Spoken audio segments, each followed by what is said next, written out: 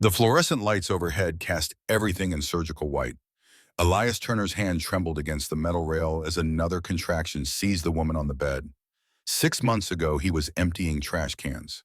Now he stood in a delivery room watching Serafina Caldwell bring their child into the world, and the impossibility of it threatened to crack his chest open. The monitor beeped. The doctor called for one more push. Serafina's fingers crushed his with a strength that surprised him. Her blonde hair stuck to her forehead in dark streaks. The red dress was gone. The boardroom was gone. Everything that separated them had burned away until only this remained, two people who had survived the worst the world could offer, standing together at the edge of something new. The baby's cry split the air, sharp, indignant, alive. Elias felt his knees buckle. The doctor lifted a small, writhing form. Serafina reached for their son with shaking hands. The moment stretched, infinite and fragile, and Elias thought about the elevator shaft where this all began. The smoke, the jammed doors, the beeping monitor that sounded so much like the one beside them now. Let me tell you how we got here. 3 months earlier, at 4:30 in the morning, Elias Turner's alarm clock shattered the silence of a one-bedroom apartment in Tacoma. The sound was a cheap digital screech that made his daughter groan from the pull-out couch across the room. He slapped the button before the second beep and lay still in the darkness, sort of feeling the familiar ache in his lower back from the mattress that had lost its springs 2 years ago. The red numbers glowed. December 3rd, rent was due in 5 days. The checking account held $842. The gas bill sat unopened on the kitchen counter because knowing the number wouldn't make it smaller. He rolled to his feet. The cold hardwood shocked him awake. Across the room, Callie had burrowed deeper under her blankets, only her dark curls visible against the pillow. She was 7 years old and still slept clutching the stuffed rabbit her mother had given her before the cancer turned vicious. The rabbit's left ear was nearly torn off from years of being dragged everywhere. Elias had sewn it back 3 times. The bathroom mirror showed a man who looked older than 36. Gray threaded through his temples. Lines had carved themselves around his eyes. His shoulders were still broad from the years when he'd worked construction to pay for college, but there was a heaviness to him now that had nothing to do with muscle. He splashed water on his face and brushed his teeth with the automatic efficiency of someone who had streamlined every morning task to avoid waking his child. The apartment was a study in careful economies. The furniture came from Goodwill and estate sales. The walls were bare except for a single photograph of his wife Elena holding newborn Callie. They'd taken it in the hospital 7 years ago when the future still felt full of possibility. Elena's smile in that photo was the real thing, bright and unguarded. Elias had framed it after the funeral because Callie needed to remember what her mother looked like when she was happy. He moved to the kitchenette. The space was barely 8 feet across with laminate counters that had peeled at the edges and a refrigerator that hummed too loudly. He filled the coffee maker with water and cheap grounds, then opened the cabinet to check their supplies. Half a box of cereal, peanut butter running low, bread for maybe 3 more days. He'd get paid Friday. $620 for 2 weeks of night shifts at Stratton Industries. After rent and utilities, there'd be enough left for groceries and maybe, if nothing broke, a small cushion against the next emergency. The coffee maker gurgled. While it worked, Elias pulled out his laptop, a battered machine from 2016 that took 3 minutes to wake up. He logged into his email, 2 new messages. One was spam, the other was from Seattle Children's Hospital, a reminder about Callie's annual checkup in January. He'd need to call about the copay. Their insurance through his job was the bare minimum, and even that took $140 from each paycheck. He closed the laptop and poured coffee into a travel mug. The apartment's single window showed the parking lot below streetlights reflecting off puddles from last night's rain. Beyond the chain-link fence, the city sprawled in the pre-dawn darkness. Seattle's skyline glowed in the distance, towers of glass and steel, where people made 6 figures and never thought about whether they could afford peanut butter. Elias had worked in one of those buildings once, before Elena got sick, before the medical bills turned their savings into ash, before he'd lost his job at the biomedical firm because he'd missed too many shifts sitting beside her hospital bed. He pushed the memory down. There was no point in rehashing what couldn't be changed. At 5:15, he wrote a note from Mrs. Alvarez next door. She'd come in at 6:30 to watch Callie before school. The arrangement cost him $50 a week paid in cash, and it was worth every penny. Mrs. Alvarez had raised 4 kids of her own and treated Callie like a granddaughter. He kissed Callie's forehead. She stirred, mumbled something about pancakes, and rolled over. Elias whispered that he loved her, then grabbed his jacket and left. The bus stop was 2 blocks away. The early morning air bit through his coat. He walked past the other apartment buildings in the complex, all identical structures with fading paint and patched roofs. A few lights glowed in windows where other people were starting their days. A man in a work uniform climbed into a pickup truck. A woman in scrubs walked toward the parking lot, her breath fogging in the cold. The bus arrived at 5:28. Elias climbed aboard and swiped his pass. The interior smelled like disinfectant and old coffee. He took a seat near the back and watched the city slide past. Gas stations, fast food chains, pawn shops with barred windows. The landscape shifted gradually as they moved closer to downtown. The buildings grew taller, the streets cleaner. By the time they reached the financial district, the world outside looked like a different planet. Stratton Industries headquarters rose 30 floors above the intersection of 5th and Union. The building was all glass and steel angles designed by some architect whose name Elias had forgotten. During the day, it reflected the sky like a mirror. At night, it glowed from within a monument to corporate power and ambition. Elias got off 2 blocks away and walked to the service entrance on the building's north side. The employee entrance for executives was on 5th Avenue with automatic doors and a marble lobby. The service entrance was a metal door beside the loading dock marked only by a faded sign that said authorized personnel. He swiped his badge. The reader beeped. The lock clicked open. Inside the service corridors were a different universe from the executive floors above. The walls were painted cinder block. The floors were scuffed concrete. Exposed pipes ran along the ceiling. Fluorescent lights buzzed overhead with a frequency that made his teeth ache if he paid attention to it. The locker room was empty at this hour. Elias changed into his uniform navy blue pants and a matching shirt with Stratton Maintenance embroidered over the breast pocket.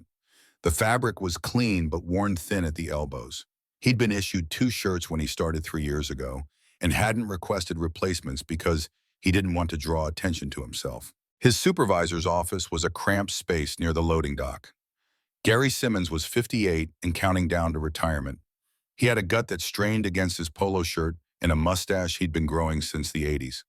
He handed Elias a clipboard with the night's assignments. Floors 12 through 18, empty the trash, vacuum the carpets, wipe down the conference room tables, check the bathrooms for supplies. The routine never varied. Elias took the clipboard and grabbed his maintenance cart from the supply room. The cart was a utilitarian steel frame on wheels loaded with trash bags, cleaning solution, and vacuum attachments. He'd pushed this same cart through these same hallways for 3 years, moving through the building like a ghost, while the people who worked above him never registered his existence. He took the service elevator to the 12th floor. The doors opened onto a darkened hallway. The executive offices here belonged to mid-level managers and department heads. During the day, assistants buzzed between cubicles. Conference rooms filled with people arguing over PowerPoint slides. But at night, the space belonged to him. He moved methodically, emptied the trash cans in the offices along the north wall, wiped the fingerprints from the glass doors, vacuumed the hallway in careful rows overlapping each pass to avoid streaks. The work was mindless, which suited him. It gave his hands something to do while his mind drifted. He thought about Callie's Christmas list currently taped to the refrigerator. She wanted a science kit she'd seen at Target and a new book series about dragons.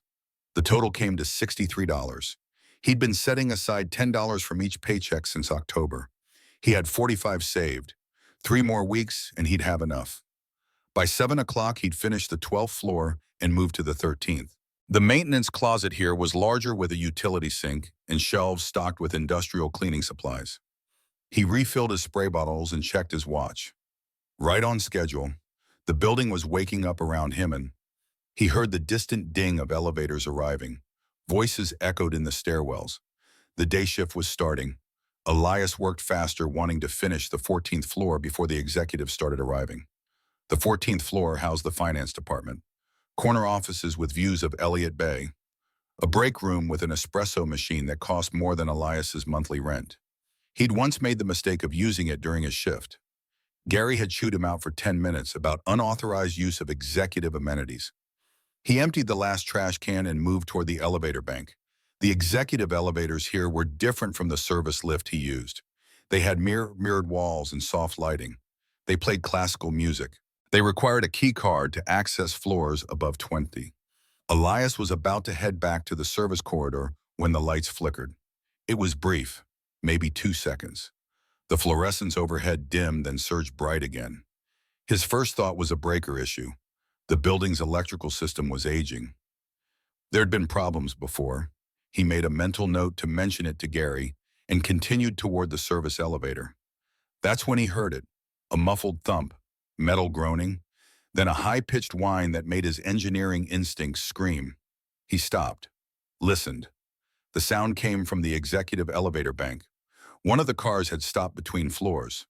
Through the narrow gap where the doors met, he saw smoke curling upward. Elias dropped the clipboard. His body moved before his mind caught up. He sprinted to the elevator, pressing his ear against the cold metal. From inside, faint and panicked, a woman's voice called for help. His hands were already reaching for his keyring. After 3 years working maintenance, he knew every override code and emergency access point in the building. The elevator panel came off with a practiced twist.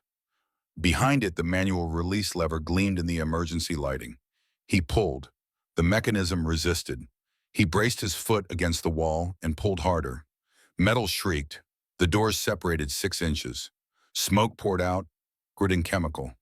The smell of burned wiring and overheated circuits. Elias grabbed the gap and forced the doors wider. His shoulders barely fit. Inside the elevator had stopped 18 inches below floor level. The car's interior was dim-lit only by emergency LEDs. A woman was slumped against the mirrored back wall. Even through the smoke, he recognized her. Serafina Caldwell, the CEO. Her photo was in the lobby, positioned beside the company's mission statement. She was younger than the other executives, 34, according to the bio beneath her picture. Brilliant, driven, the kind of person who made partner at consulting firms before 30 and ran Fortune 500 companies before 40. She wore a red dress that had probably cost more than Elias's car. Her blonde hair fell in waves over her shoulders, and there, visible in the gap between the elevator floor and the building's floor line, he saw what she'd been hiding. She was pregnant. The curve of her belly pressed against the fabric of her dress. On her wrist, a small medical device beeped erratically. Elias recognized it from Elena's pregnancy. A fetal heart rate monitor. The kind high-risk mothers wore when complications threatened. He squeezed through the gap.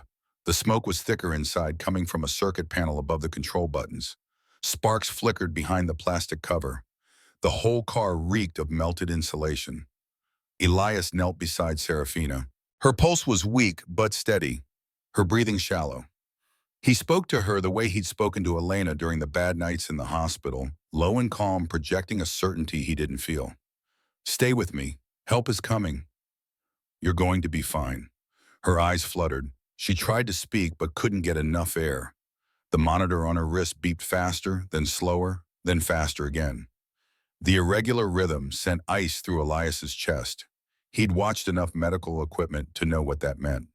The baby was in distress. He positioned her carefully, elevated her legs on his jacket, kept pressure on her hand to maintain consciousness. His other hand fumbled for his radio. The walkie-talkie crackled as he keyed the emergency channel. Medical emergency, executive elevator 3, between floors 13 and 14. Need paramedics now. The dispatcher's voice came back. Confirmation, fire team en route, ETA 4 minutes. 4 minutes felt like forever. Elias kept talking to Serafina, told her his name, told her she was doing great, told her the cavalry was coming. Her fingers twitched against his palm. Her eyes opened halfway, unfocused and glassy.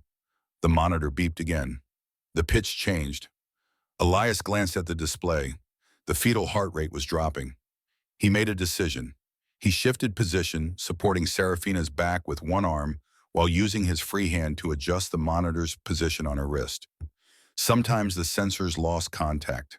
Sometimes it was just bad placement. The beeping stabilized. The heart rate climbed back toward normal. Serafina's eyes found his. For a moment, through the smoke, in fear, in pain, something passed between them. Recognition. Gratitude. Trust. Elias held her gaze and kept talking, told her about Callie, about how scared he'd been when Elena went into labor early, about how the monitors had done the same thing and the nurses had kept saying everything was fine until suddenly it wasn't. He told her that fear was normal, that she was stronger than she thought. He didn't know if she heard him. Her eyes drifted closed again, but her breathing steadied.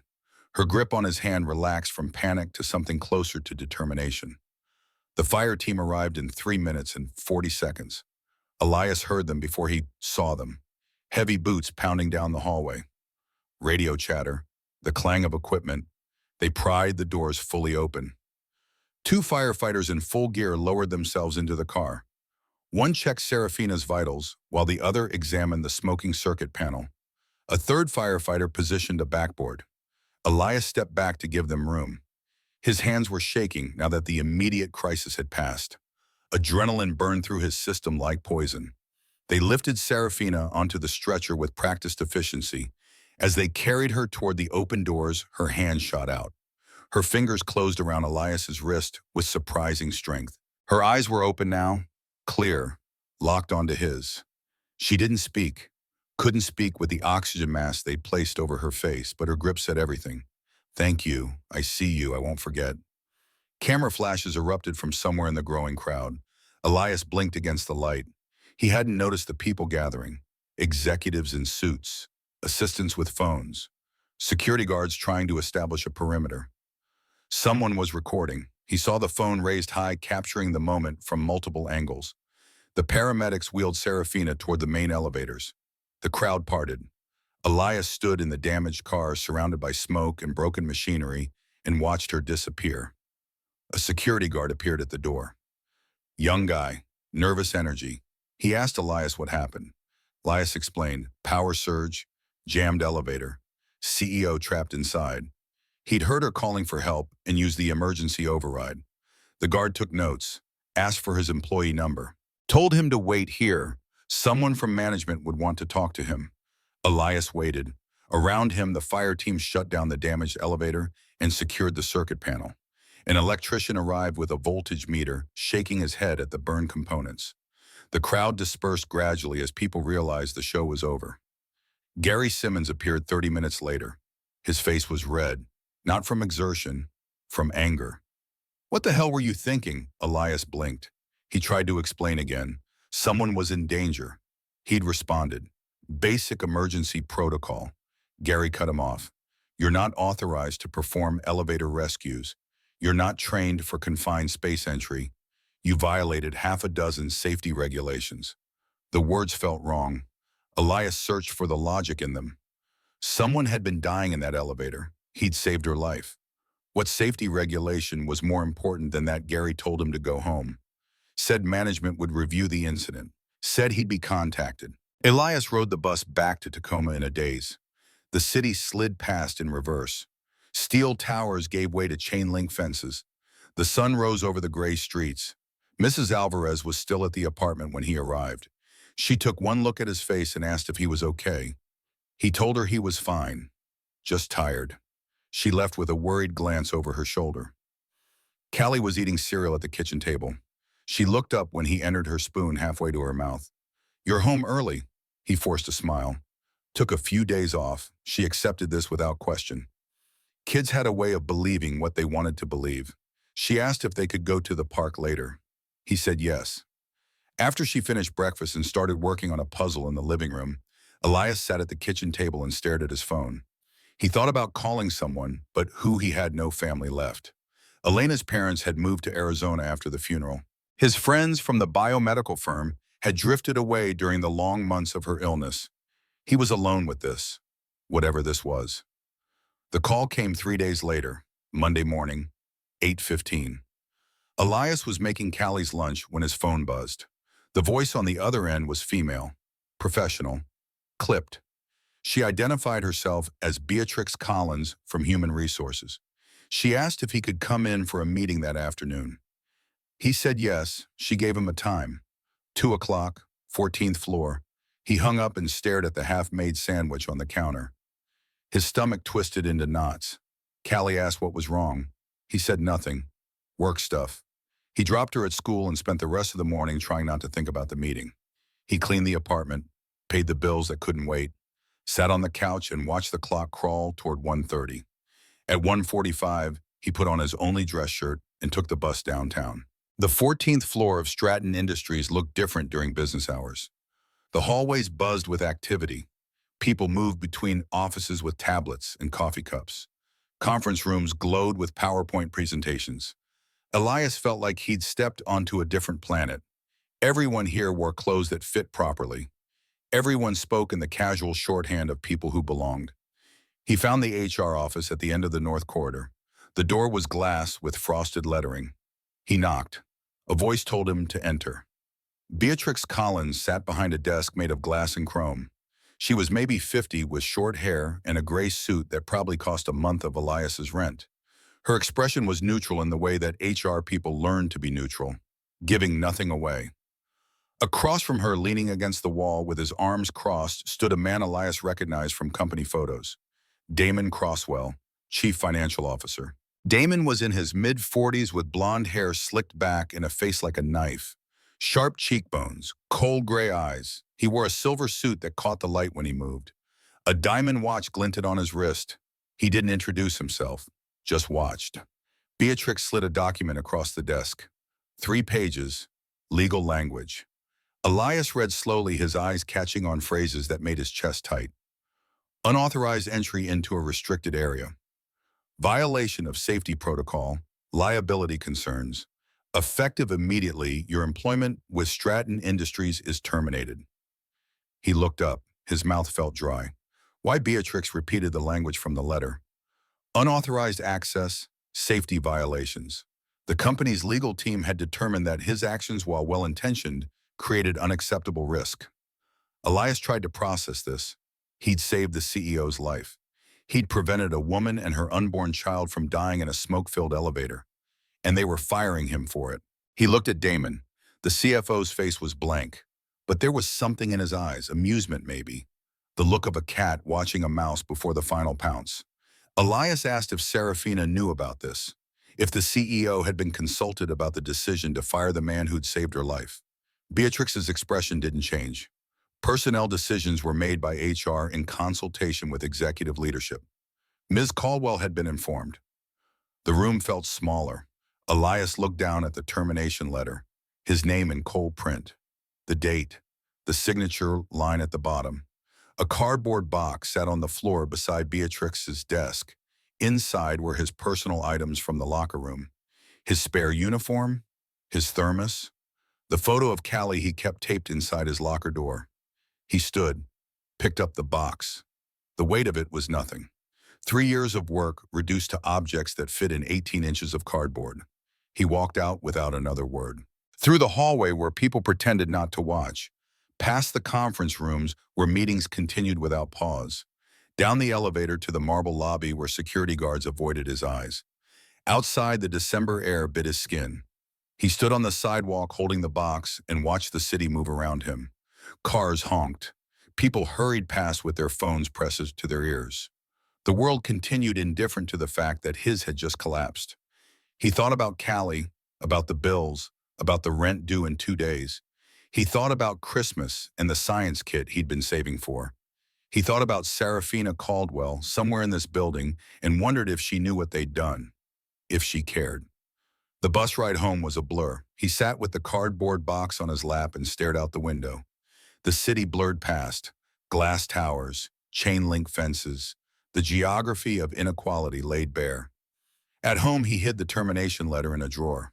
When Callie came home from school bright-eyed and full of stories about her day, he smiled and asked if she wanted to go to the park. They spent the afternoon on the swings. She pumped her legs and flew higher, her laughter cutting through the cold air. Elias pushed her and watched the sky fade from gray to darker gray and told himself he'd figure something out. That night after she was asleep, he sat at the kitchen table with his laptop. He searched for the story online. It took 3 searches before he found it. Stratton Industries CEO hospitalized after elevator malfunction. The article was brief, 2 paragraphs. It mentioned a power surge, an equipment failure, a swift rescue by building personnel. It did not name him. It did not mention that he'd been fired. The comment section was more interesting. People speculated about what had happened. Some called the unnamed rescuer a hero. Others, fed by rumors from inside the company, suggested he'd acted recklessly, that he'd endangered himself and the CEO by entering a confined space without proper training. Elias closed the laptop. He sat in the dark apartment and listened to the hum of the refrigerator. Outside, someone's car alarm went off. A dog barked. Life continued in its messy, indifferent way. He thought about calling someone, arguing his case, fighting back. But who would listen? He was a janitor, replaceable, invisible. The company had made its decision. The narrative was set. He was the problem. They were the solution. Across the city in a penthouse overlooking Elliott Bay, Serafina Caldwell couldn't sleep. She stood by the floor-to-ceiling windows, one hand resting on her belly, and watched the lights of ferries moving across the dark water. She'd been released from the hospital that morning against medical advice. Dr. Louisa Penn had prescribed bed rest, 2 weeks minimum. Serafina had nodded and smiled and promised to follow instructions. She'd been back in the office by noon. Her assistant Jennifer had tried to block her, literally stood in front of her office door and argued that she needed to recover. Serafina had thanked her for the concern and gone inside anyway. Now, 16 hours later, she stood in her apartment and tried to remember the man's face, the janitor, the one who'd pulled her from the elevator. She remembered his voice, low and steady, calm in a way that had cut through her panic like a blade. She remembered his hands calloused and sure, adjusting the fetal monitor with the careful precision of someone who had done this before. She remembered the way he'd talked to her, told her about his daughter, his wife, the fear that came with bringing a child into the world. He'd seen her, really seen her. Not as the CEO or the board appointment or the woman who'd climbed too fast and made too many enemies. He'd seen her as a person in danger, and he'd acted without hesitation. And the company had fired him for it. She'd learned about the termination from an email. Beatrix Collins had sent it at 5 o'clock Monday afternoon. Subject line: resolution of elevator incident. The email was clinical. The janitor's unauthorized entry into a restricted space had created liability concerns. HR had consulted with legal. The decision had been made in the company's best interests. Serafina had read the email 3 times. Then she'd opened her laptop and pulled up the CCTV footage from the elevator bank. The building's security system was comprehensive. Cameras covered every floor, every hallway, every entrance. The footage from Thursday morning was stored on the central server. She watched herself step into the elevator at 8:46, watched the doors close, watched the numbers climb toward 28, where her office waited. Then at 8:47, the lights flickered. The elevator lurched. The camera inside the car went dark for 2 seconds. When it came back online, she was on the floor. Smoke curled around her. The emergency lights cast everything in red. Serafina watched herself try to stand and fail, watched herself reach for her phone and drop it, watched herself slump against the wall. One hand pressed to her belly, the monitor on her wrist beeping frantically. She watched 12 minutes pass. Then the doors separated. Smoke poured out. A man squeezed through the gap. The janitor, Elias Turner, according to the employee file she'd pulled later. She watched him kneel beside her, watched his mouth move, watched him adjust the monitor with hands that knew exactly what they were doing. She watched herself reach for him, watched her fingers close around his wrist as the paramedics arrived. She watched the camera flashes from the crowd, watched herself being carried away on a stretcher. And then she watched something that made her blood run cold. She rewound the footage. Started again from 8:45, 2 minutes before she'd entered the elevator. There, in the corner of the frame, Damon Crosswell stood near the elevator bank. He wasn't doing anything suspicious, just standing there with his phone like anyone might while waiting for a car to arrive. But he didn't get on an elevator. Serafina watched the timestamp, 8:46. She entered the car. The doors closed. Damon remained in the hallway, his eyes on his phone. 8:47. The lights flickered. Damon looked up, not surprised, not alarmed. He checked his watch, then he walked away. Serafina paused the footage. Damon's face filled the screen. That blank expression, the slight upturn at the corner of his mouth that might have been satisfaction. She reached for her phone. started to dial HR, started to demand an explanation. Then she stopped. If Daman had known about the malfunction before it happened, that meant something worse than negligence. That meant intent. That meant he'd been standing outside the elevator when he knew the power surge was coming. And if he'd done that, if he deliberately endangered her, then confronting him now would only drive him underground.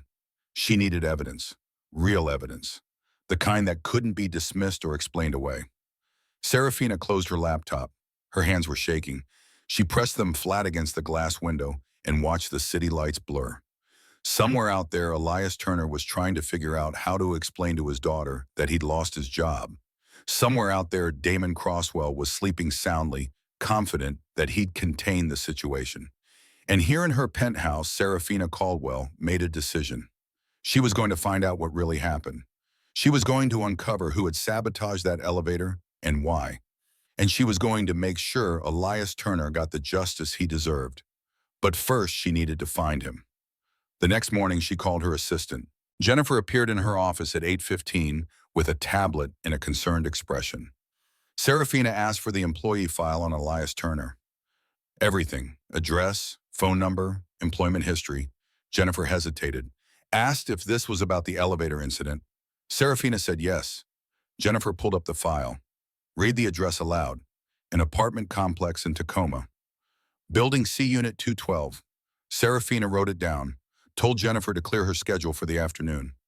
Jennifer started to protest. The board meeting, the investor calls, the merger audit. Serafina cut her off. Reschedule everything. This was more important. After Jennifer left, Serafina sat at her desk and stared at the address. She'd never been to Tacoma, never had a reason to go to the neighborhoods where people like Elias Turner lived. She thought about the distance between his world and hers, the geography of class and power, the invisible walls that kept people separated. She thought about the man who'd crossed those walls to save her life and been punished for it. At 4 o'clock, she left the office through the parking garage. Her driver, Marcus, opened the door of the black sedan and asked where they were going. She gave him the address. He entered it into the GPS without comment. That was why she'd kept Marcus for 5 years. He knew when not to ask questions. They drove south through the city. The buildings changed. Glass towers gave way to strip malls and industrial parks. The roads roughened. Potholes multiplied. By the time they reached Tacoma, the sky had darkened to that particular gray that meant rain was coming. The apartment complex was worse than she'd imagined. Low buildings with peeling paint, rusted railings, a chain-link fence around a patch of brown grass where children's toys lay scattered. The parking lot was potholed asphalt with faded lines. Marcus pulled up to the curb, kept the engine running. Serafina stepped out. She'd changed into jeans and a loose sweater before leaving the office. Her blonde hair was tucked under a dark hood. She looked as unremarkable as she could manage. The rain started as she walked toward Building C. Light drops that promised to get heavier. Unit 212 was on the second floor. She climbed the concrete stairs, each step echoing in the quiet evening. At the top, she paused. A little girl sat on the landing, bent over a broken toy car. She had dark curls and serious eyes. She looked maybe 7 years old. Serafina approached carefully, asked if Elias Turner lived here. The girl looked up, nodded, called over her shoulder toward the open door. "Dad, someone's here for you." Footsteps approached. Then Elias appeared in the doorway, wary and confused. He recognized her immediately. His eyes widened. He glanced past her toward the parking lot, probably spotting the sedan with its tinted windows and expensive gleam. Serafina introduced herself, though she didn't need to. Said she wanted to thank him. Elias stepped fully into the doorway. He was taller than she'd realized, broad-shouldered, the kind of presence that filled a space without trying. He asked if she was okay, if the baby was okay. She said yes, thanks to him. She pulled an envelope from her jacket. Inside was $3,000 in cash, enough to cover several months of rent based on what she'd guessed apartments like this cost. She tried to hand it to him, said it was the least she could do. Elias didn't take it. His expression hardened. "I don't want money. Just tell the truth." The words hit her like a slap. Simple, direct, devastating.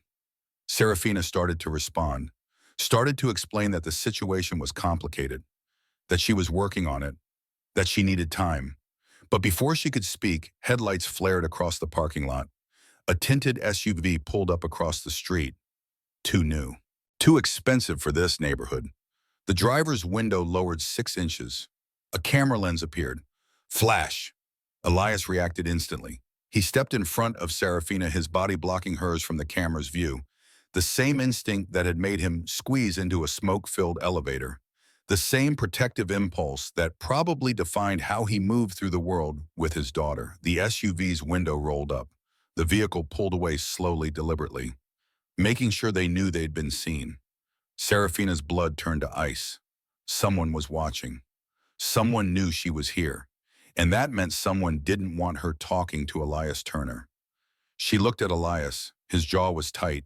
His hands had curled into fists. Behind them, the little girl asked what was happening. Her voice was small, scared. Elias turned, told her it was nothing, just someone lost. But his eyes, when they met Serafina's, told a different story. This wasn't over. Whatever had happened in that elevator, whatever corporate machinery had decided to crush him, it was bigger than either of them had realized. Serafina lowered her voice, asked if they could meet tomorrow, somewhere private. Elias hesitated, glanced back at his daughter, then he nodded. She gave him her personal number, told him to text when he was available, said she owed him more than thanks, said she needed his help. Elias looked at her for a long moment, then he said, okay. Serafina walked back to the sedan. Marcus opened the door. She climbed inside and watched through the tinted window as Elias and his daughter went back into their apartment. On the drive back to Seattle, she called Constance Lee, her legal counsel. The call went to voicemail. She left a message. I need to see you first thing tomorrow. It's urgent. It's about the elevator. Then she pulled out her laptop and opened the CCTV footage again. Watched Damon check his watch. Watched him walk away with that slight smile. She rewound further, started at 8:30, watched Damon enter the frame from the north quarter, watched him stand near the elevator bank, watched him pull out his phone and tap the screen. What was he looking at? Who was he texting? She needed access to his phone records, his email, his calendar.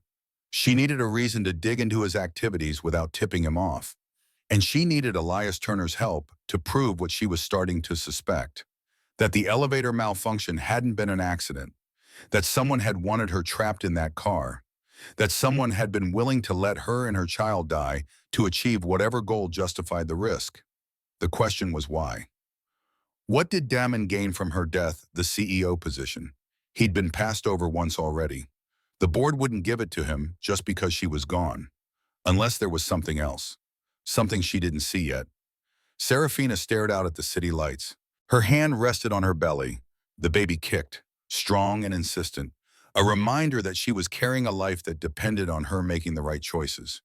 She thought about Elias Turner, about the way he'd positioned her in that elevator, the way he'd kept her conscious, the way he'd adjusted the monitor with hands that knew exactly what to do.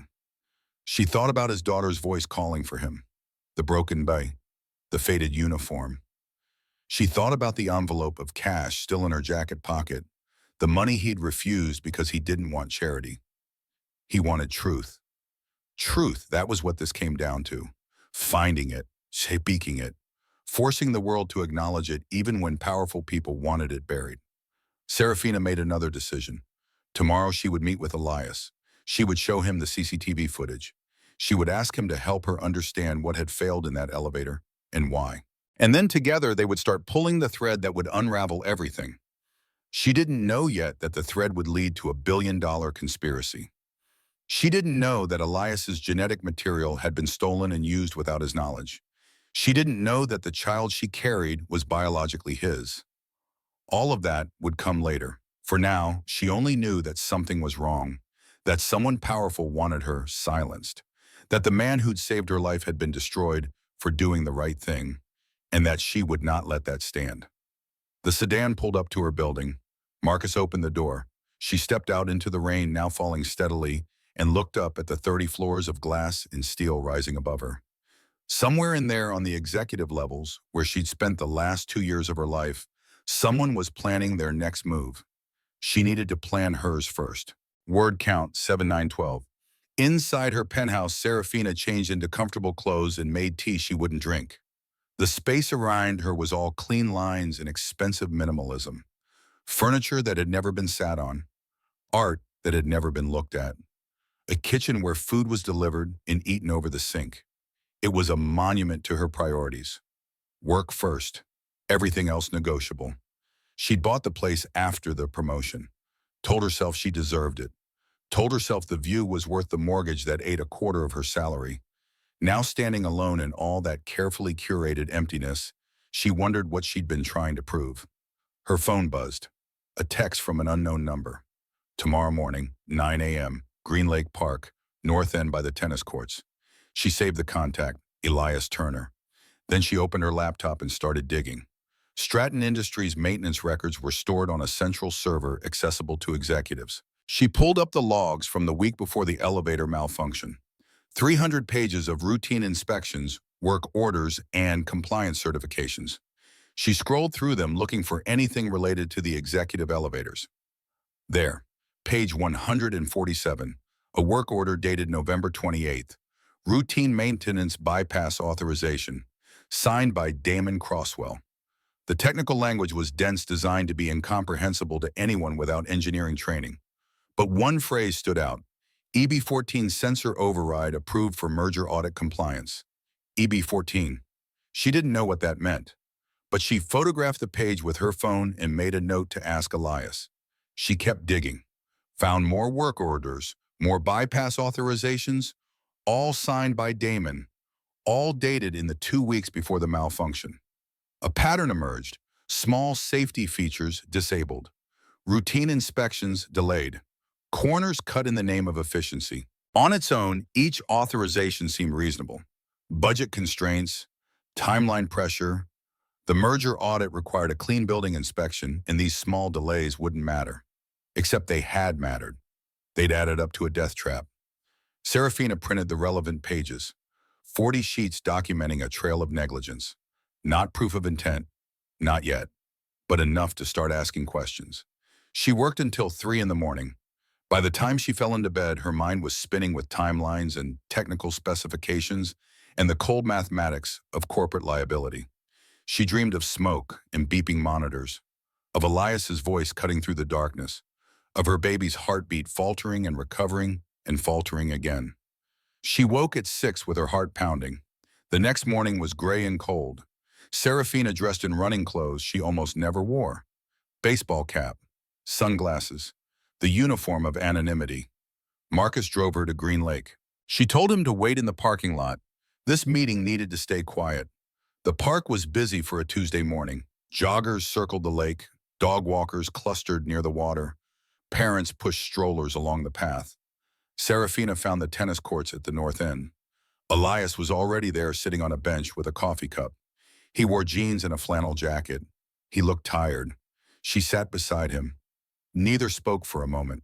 Finally, Elias broke the silence. "Why are we here?" Serafina pulled out her phone, showed him the CCTV footage of Damon checking his watch. Elias watched without expression. Then he asked to see it again. She played it 3 times. On the third viewing, Elias pointed to the timestamp. 8:47. That's when the power surge hit. Serafina nodded. He was standing there before it happened, and he didn't look surprised when it did. Elias studied the frozen frame, Damon's face, the slight smile. "You think he knew?" Serafina met his eyes. "I think he caused it." The words hung between them, an accusation neither could prove, a conspiracy that sounded insane when spoken aloud. But Elias didn't laugh, didn't dismiss it. Instead, he asked if she had access to the maintenance records. She showed him the printed pages, the work orders, the bypass authorizations. Elias read through them methodically. His finger traced the technical language. When he reached the EB14 sensor override, he stopped. "That's the failsafe. It monitors power surges and prevents the doors from jamming." Serafina leaned closer. "What happens if it's disabled?" Elias looked at her. "The elevator becomes a trap. Any surge strong enough to trip the circuit breaker will jam the doors and kill the emergency lighting. Exactly what happened to you." The pieces clicked into place. Damon had authorized the bypass. The surge had occurred on schedule. The elevator had failed exactly as it would if someone had engineered the malfunction. Serafina's hands trembled. She pressed them together to stop the shaking. Why would he do this? What does he gain? Elias shook his head. I don't know, but someone needs to ask him. Serafina thought about confronting Damon, walking into his office with the printouts and demanding answers. But that would only drive him underground, force him to destroy evidence, manufacture a defense. She needed more. She needed proof of intent.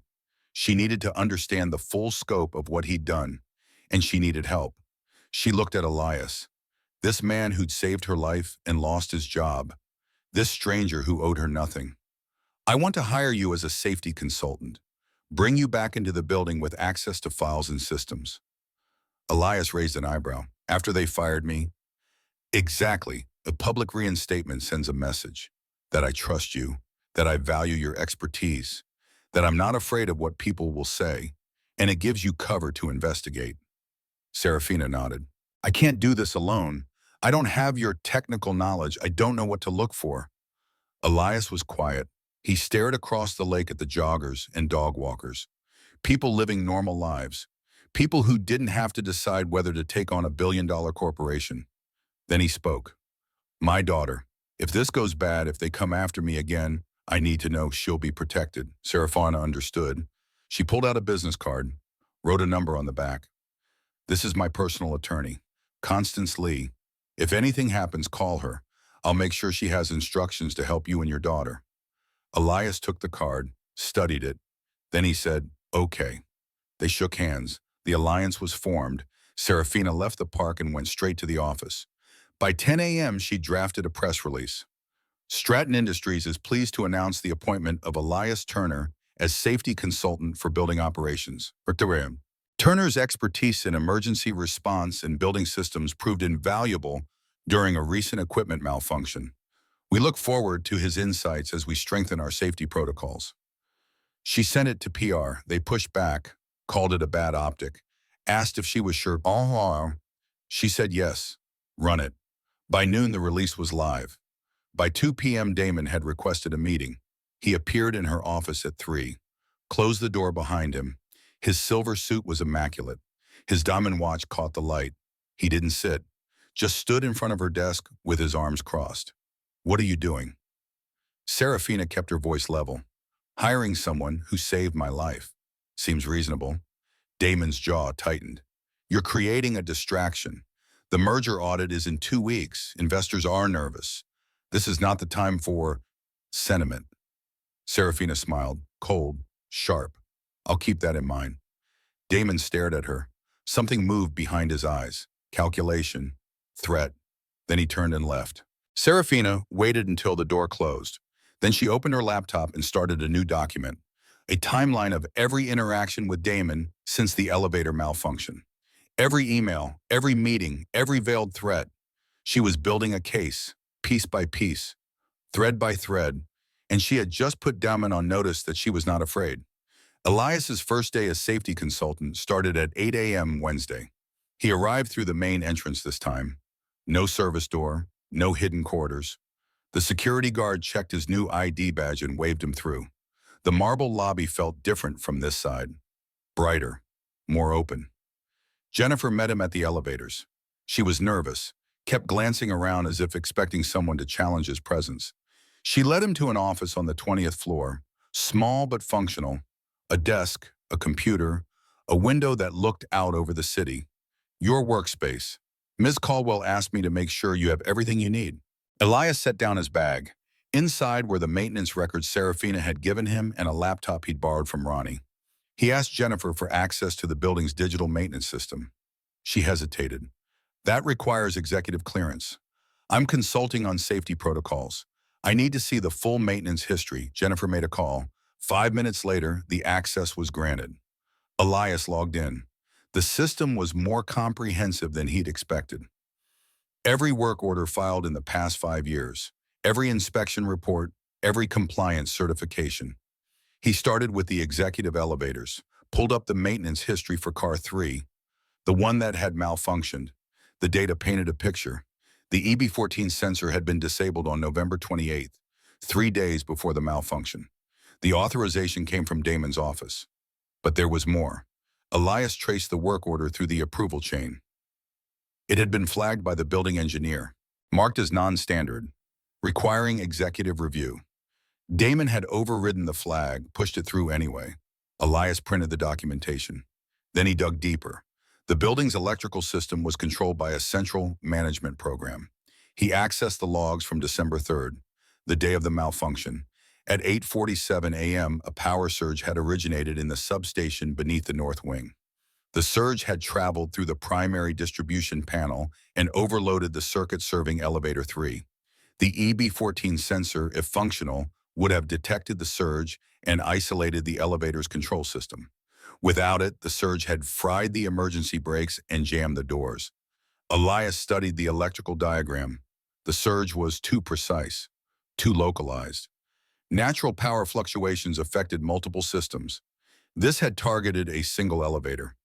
He pulled up the access logs for the substation. The space was restricted, required a key card and a 6-digit code. On December 2nd, the day before the malfunction, someone had entered the substation at 10 p.m. The access log showed the key card number, but not the name. Elias cross-referenced the number against the employee database. The card belonged to a maintenance supervisor named Gerald Voss, but Voss had been on vacation that week. His time card showed him clocking out on December 1st and not returning until December 8th. Someone had used Voss's card without authorization. Elias made note of the discrepancy. Then he pulled up the security footage from the substation entrance. The camera covered the doorway but not the interior. At 10 p.m. on December 2nd, a figure approached. Male, average height, wearing a maintenance uniform and a baseball cap pulled low. The figure swiped the card, entered the code, disappeared inside. 17 minutes later, he emerged. Same cap, same uniform, face still hidden. Elias took screenshots, enhanced the images as much as the software allowed. The uniform was wrong. Maintenance crews wore navy blue. This uniform was charcoal gray, the kind worn by contracted electricians. He checked the contractor logs. No electrical work had been scheduled for that night. The pieces were coming together. Someone had accessed the substation with a stolen key card. Someone had tampered with the electrical system. Someone had created the conditions for a targeted malfunction. And that someone knew exactly when Serafina would be entering elevator 3. Elias sat back in his chair. His hands were shaking. This wasn't negligence. This was attempted murder. He called Serafina. She answered on the first ring. We need to talk, not on the phone. Meet me in conference room 2014 in 10 minutes. When she arrived, Elias spread the printouts across the table, showed her the work orders, the access logs, the security footage. Serafina studied each page in silence. Her face went pale. When he finished, she looked up. We need to bring this to the board. Elias shook his head. Not yet. This implicates Damon, but doesn't prove he gave the order. The person who entered the substation could claim they were following instructions. Damon's lawyers will argue he's being framed. We need more. Serafina pressed her palms against the table. What more is there? He authorized the bypass. Someone used a stolen card to sabotage the system. The elevator failed exactly as predicted. Elias pointed to the timeline. We need to prove Damon knew I would be entering that elevator. We need his communications, his emails, his phone records. Serafina's expression hardened. Those are protected by executive privilege. I can't access them without board approval. And if I go to the board, Damon will know we're investigating. Then we find another way. They worked through the afternoon, building a strategy, identifying gaps in the evidence. Constance Lee joined them at 4 p.m. She listened to their presentation without interruption. When they finished, she made notes in silence for 5 minutes. Then she spoke. You're accusing the CFO of attempted murder. The evidence is compelling but circumstantial. Any competent defense attorney will tear this apart. We need someone to flip, someone involved in the conspiracy who's willing to testify. Elias thought about the figure in the gray uniform, the contractor who'd entered the substation. I can find him. If he's a regular contractor, he'll be in the vendor database. Constance nodded. Do it. Find him before Damon does. Elias spent the next 3 hours in the database. Stratton Industries contracted with 17 electrical firms. He cross-referenced their employee rosters against the security footage timestamps. At 7 p.m., he found a match. Marcus Del Rey, electrician with Cascade Power Solutions, 5 years experience. Clean record. Elias pulled Del Rey's employee file, home address in Renton. Phone number, emergency contact. He called Serafina. I found him. Marcus Del Rey, works for Cascade Power Solutions. Can you get me a meeting? Serafina made the call. 20 minutes later, she had an answer. Del Rey will see you tomorrow, 10 a.m., a coffee shop in Renton. He sounded nervous. Elias wrote down the address. I'll talk to him, see what he knows. Be careful. If Daman finds out you're making contact, this gets dangerous. Elias thought about the SUV outside his apartment, the camera flash, the message that someone was watching. It already is dangerous. That night, Elias sat with Callie at the kitchen table. She was working on homework. Math problems about fractions and decimals. He watched her concentrate. Her tongue stuck out slightly, her pencil moving in careful strokes. She looked up. Is everything okay, Dad? He smiled. Yeah, just work stuff. She accepted this and went back to her homework. Elias thought about what he was walking into. A conspiracy that reached into the highest levels of Stratton Industries. People with resources and connections. People who'd already proven they were willing to kill. And he thought about what would happen to Callie if something went wrong. He pulled out his phone, sent a text to Constance Lee. If anything happens to me, make sure my daughter is taken care of. I'll send you Mrs. Alvarez's contact information. She'll know what to do. The response came immediately. Nothing will happen to you, but I have your instructions. Elias put the phone away, helped Callie finish her math problems, made dinner, read her a story before bed. When she was asleep, he sat in the dark apartment and thought about Elena, about the promises he'd made at her funeral, to protect their daughter, to give her a good life. He was breaking those promises by diving into this investigation, putting himself at risk, choosing justice over safety. But he thought about Serafina trapped in that elevator, about the baby's heartbeat faltering, about the fact that someone had tried to kill them and would probably try again. He thought about the truth and what it cost to speak it, and he knew he couldn't walk away. The coffee shop in Renton was called the Daily Grind, generic name, generic interior, the kind of place that served burnt coffee and stale pastries. Elias arrived at 9:50. Marcus Del Rey was already there, sitting in the back corner, baseball cap pulled low, hands wrapped around a paper cup. Elias bought a coffee and joined him. Del Rey was maybe 30, thin, nervous energy. His eyes kept darting to the door. Elias introduced himself, safety consultant for Stratton Industries.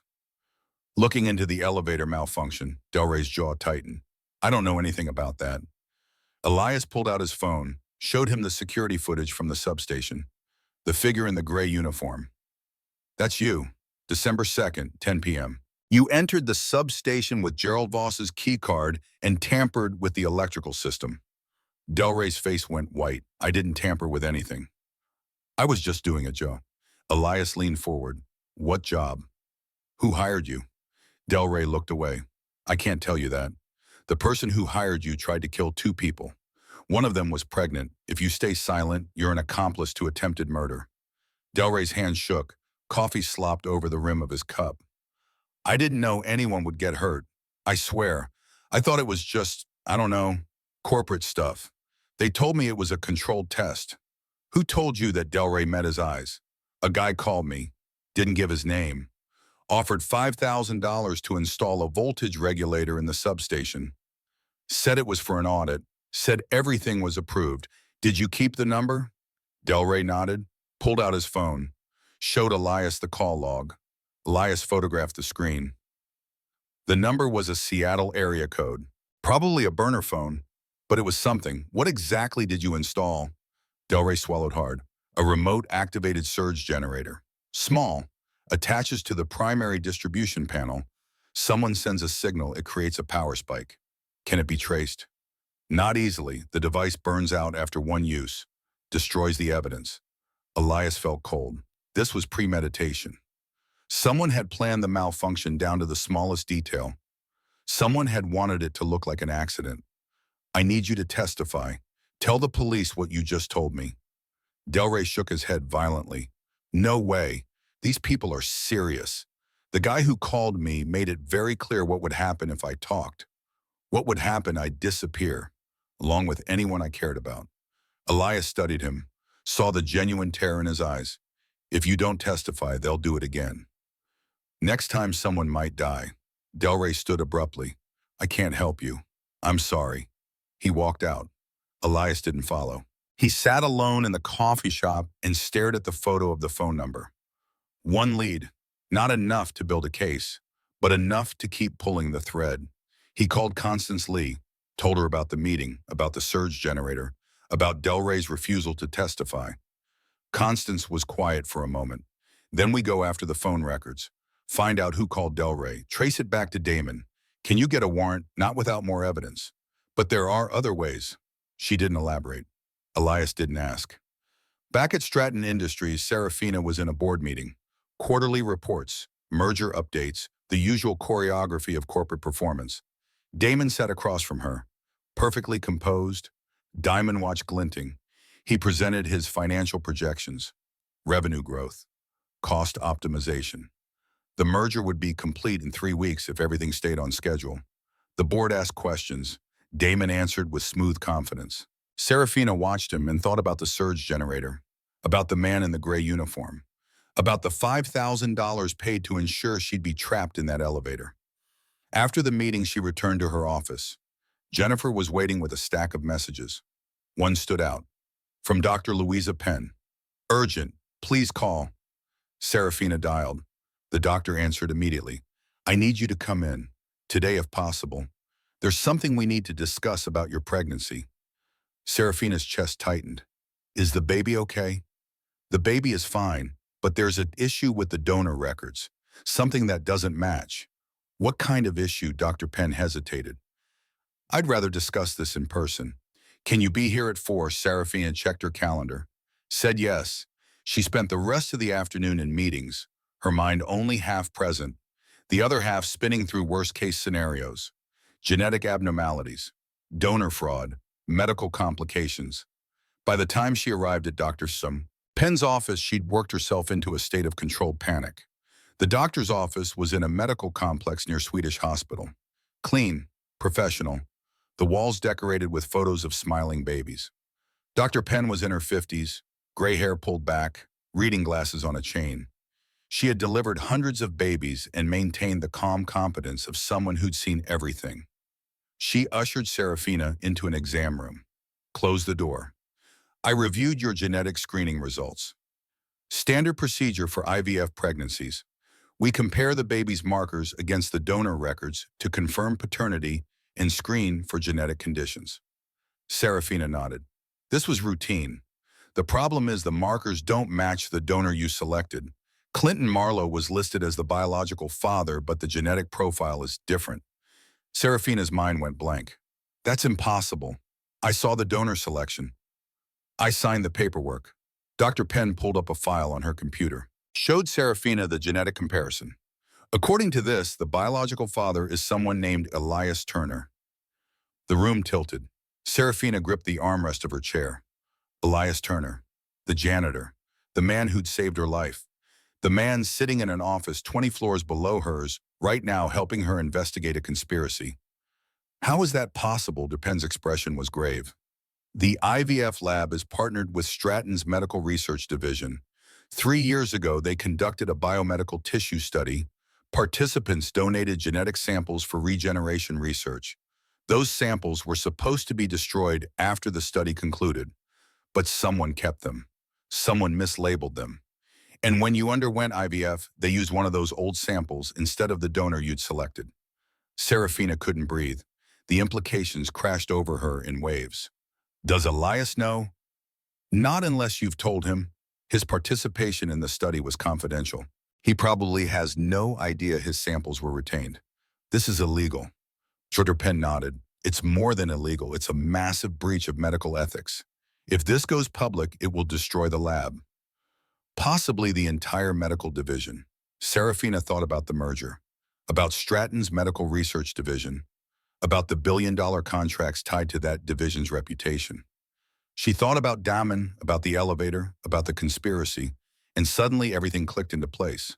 Damon hadn't tried to kill her because of the CEO position.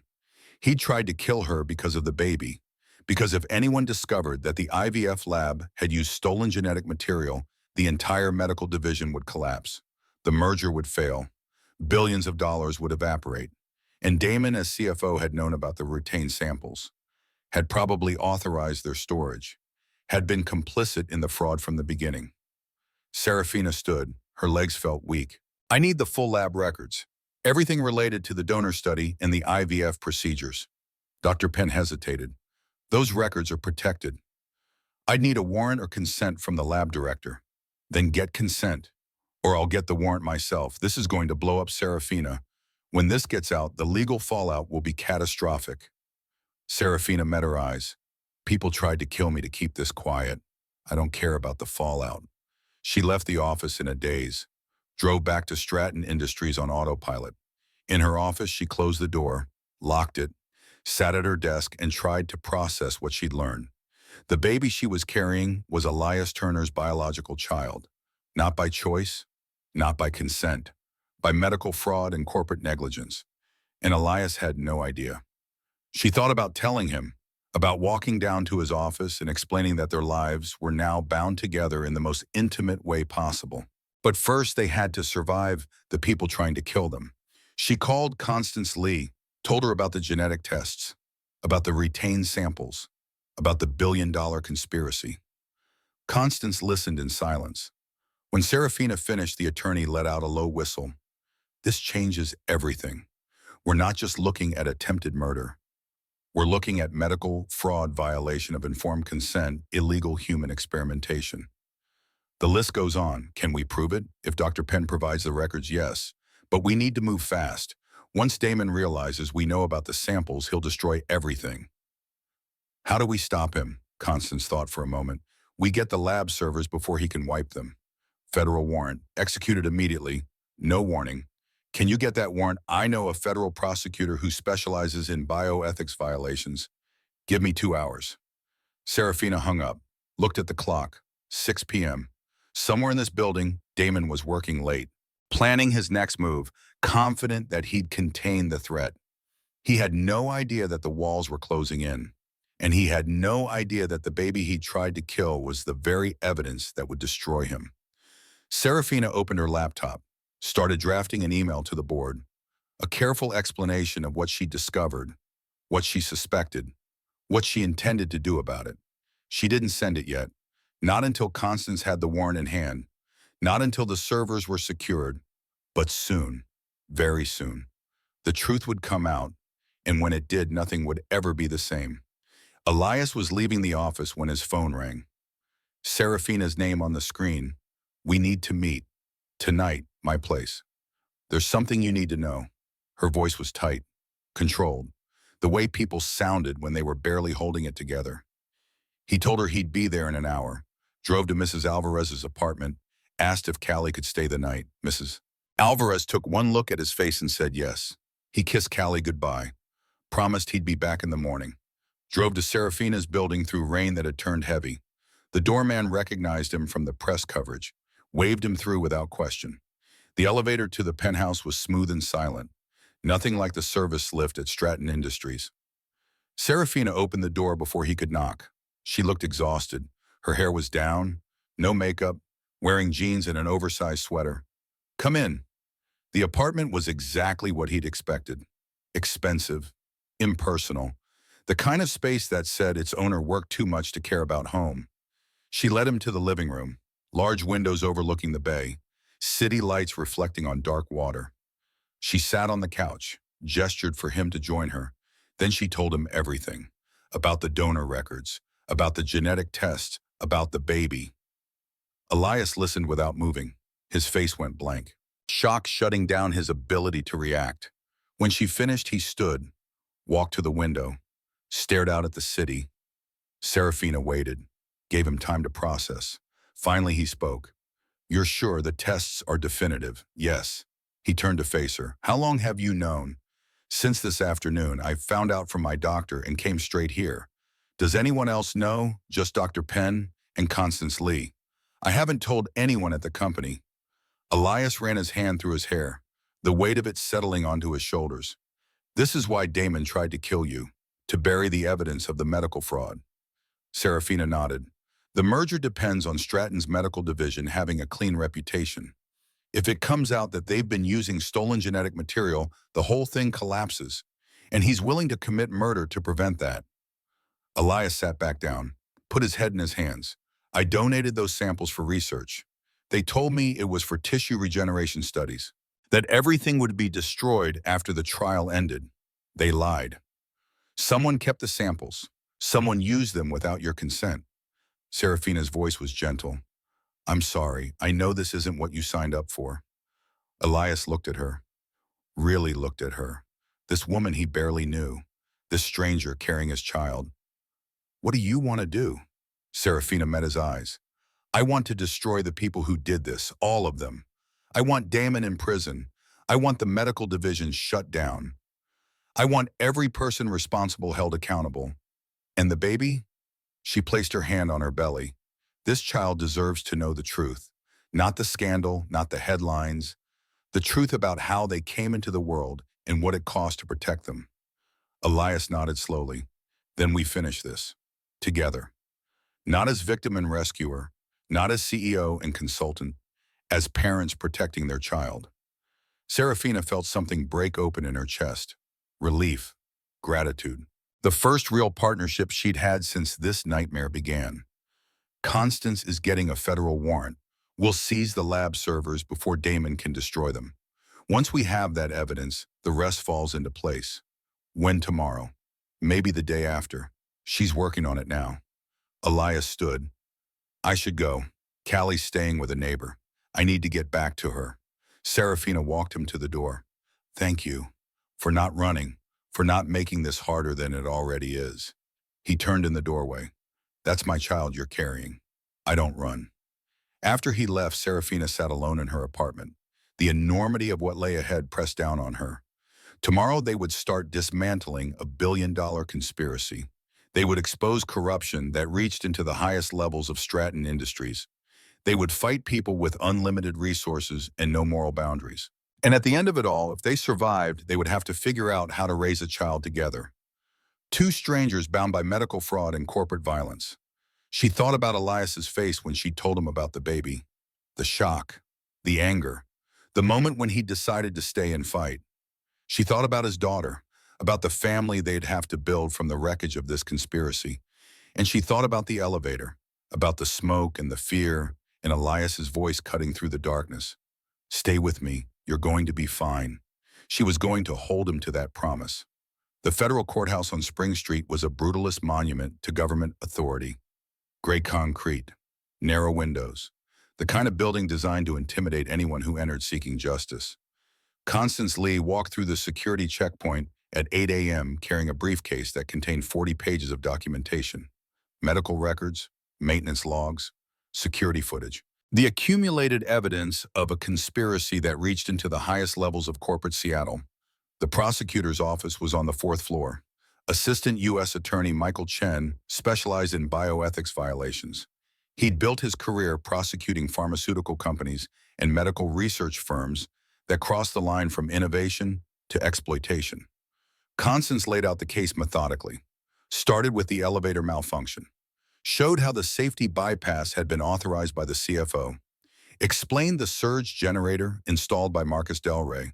Then she revealed the medical fraud, the retained genetic samples, the unauthorized IVF procedures, the baby conceived without Elias Turner's knowledge or consent.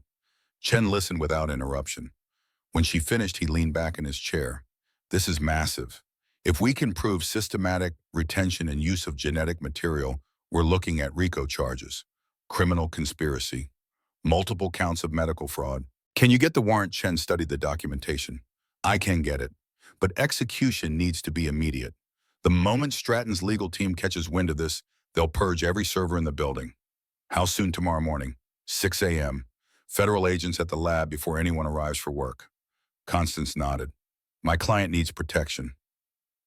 The people behind this have already attempted murder. They'll escalate when they realize we're moving. Chen made a note. I'll coordinate with FBI. They can provide security for your client and her consultant. Not just them. Turner has a 7-year-old daughter. She needs protection too. Chen's expression hardened. They threatened a child. Not directly, but they've been surveilling Turner's apartment. His daughter lives there. I'll make sure the detail includes her. Constance left the courthouse with the confirmation she needed. The warrant would be issued by end of day. Execution at dawn. She called Serafina from the parking garage. It's happening. Tomorrow morning. Keep your schedule normal today. Don't tip anyone off that we're moving. What about Elias? Tell him to take his daughter somewhere safe tonight. A hotel, a friend's house, anywhere but his apartment. Serafina was in her office when the call came. She'd spent the morning in meetings maintaining the facade of normalcy while her mind spun through contingencies. After hanging up with Constance, she texted Elias. Tonight, take Callie somewhere safe. The warrant executes tomorrow morning. His response was immediate. Understood. The rest of the day crawled. Serafina attended a merger planning session, reviewed quarterly projections, smiled and nodded while Damon presented financial forecasts that assumed the medical division would remain intact. He had no idea the floor was about to collapse beneath him. At 3 p.m., her assistant knocked on the door. A delivery had arrived. Personal. Required signature. Serafina signed for a small package. No return address. Plain brown paper. She waited until Jennifer left before opening it. Inside was a USB drive and a printed note. 3 words in block capitals. Watch this alone. Her hands went cold. She locked her office door, drew the blinds, plugged the drive into her laptop. The video file was timestamped from that morning. 9:45 a.m. The footage showed a school playground. Children running, climbing, playing tag. The camera zoomed in on one girl. Dark curls, 7 years old. Callie Turner. She was on the swings pumping her legs, laughing at something another child said. The video played for 30 seconds, then cut to black. Text appeared on the screen. Beautiful daughter. Would be terrible if something happened. Serafina's vision blurred. She grabbed her phone with shaking hands. Called Elias. He answered on the first ring. They sent me a video of Callie at school this morning. Elias's voice went flat. I'm getting her now. Wait, if you pull her out early, they'll know we're reacting. We need to act normal until tonight. Serafina heard him breathing, heard the effort it took to control his panic. I'll have Ronnie pick her up at regular dismissal. Take her straight to his place. I'll meet them there. Send me the address. I'll have FBI protection in place within the hour. After the call ended, Serafina forwarded the video to Constance and Chen, included a message. They're threatening the child. We need protection now, not tomorrow. Chen's response came within minutes. Agents dispatched. They'll be at the school before dismissal. Plain clothes. Turner's daughter won't know they're there. Serafina stared at the frozen image of Callie on the swing, this little girl who'd sung a lullaby for her unborn sibling, this child who had no idea her father's genetic material had been stolen, who had no idea she was about to gain a half-brother through the most twisted circumstances imaginable. The fury that rose in Serafina's chest was cold and absolute. They'd crossed a line. Threatening a pregnant woman was one thing. Threatening a child was something else entirely. She opened a new document, started drafting her statement for the board. The one she'd deliver after the warrant was executed. The one that would end Damon's career and dismantle the conspiracy he'd built. Across the city, Elias sat in his car outside Callie's school. It was 2:40, dismissal in 20 minutes. He'd called Ronnie from the office, explained the situation in careful terms. Someone was watching his apartment. He needed Callie to stay somewhere safe for a few nights. Ronnie hadn't asked questions, just gave his address and said he'd pick her up. Now Elias watched the school entrance and tried to control the rage burning through his system. They'd filmed his daughter, sent the footage as a threat, made it clear they could get to her whenever they wanted. He thought about Elena, about the promises he'd made at her funeral, to protect Callie, to keep her safe. He was failing. A black sedan pulled into the parking lot, government plates, 2 people inside. The passenger scanned the area with practiced efficiency. FBI. Elias's phone buzz, text from an unknown number. Agent Morrison, FBI. We have eyes on the school. Your daughter will be safe. He typed back. Thank you. At 3 o'clock, children poured from the building. Callie emerged with her backpack chatting with friends. She spotted Ronnie's truck and ran over, climbing into the passenger seat with the easy trust of a child who'd known him for years. The black sedan followed at a discreet distance as the truck pulled away. Elias waited until they were gone before starting his car. He drove to his apartment, packed bags for himself and Callie, grabbed the stuffed rabbit from her bed. The photo of Elena from the wall. As he was leaving, he noticed something. The apartment had been searched, carefully, professionally, but he knew his space too well. The kitchen drawer was slightly open, the closet door not quite closed, papers on his desk in a different order. They'd been inside, while he was at work, while Callie was at school, looking for what evidence that he and Serafina were investigating, proof of their alliance. He checked his laptop, still there, password protected. They wouldn't have been able to access it without specialized equipment. He grabbed it anyway, added it to the bag. At Ronnie's apartment in Georgetown, Callie was eating cookies and watching cartoons. She looked up when Elias arrived. "Are we having a sleepover?" He knelt beside her, forced a smile. "Yeah, for a few days." "That okay?" She nodded, asked if she could bring her rabbit, already packed. Outside, the black sedan remained parked across the street. Agent Morrison made eye contact with Elias through the window, a subtle nod. "We're here. We're watching." Elias spent the evening with Callie. They played board games, made dinner. He read her stories until she fell asleep on Ronnie's couch. When she was out, he and Ronnie sat in the kitchen. Ronnie poured whiskey into 2 glasses. "You want to tell me what's really going on?" Elias took a drink. The burn helped. People at Stratton tried to kill the CEO. Now they're coming after anyone who knows about it. Ronnie absorbed this. "You're one of the people who knows." "Yeah, and the CEO, she's helping me prove it." Ronnie refilled their glasses. "You always did have a talent for finding trouble." Elias almost smiled. This time trouble found me. They drank in silence. Outside, the sedan's silhouette was visible against the streetlights. Around midnight, Elias's phone buzzed. Message from Serafina. "Can't sleep. Thinking about tomorrow."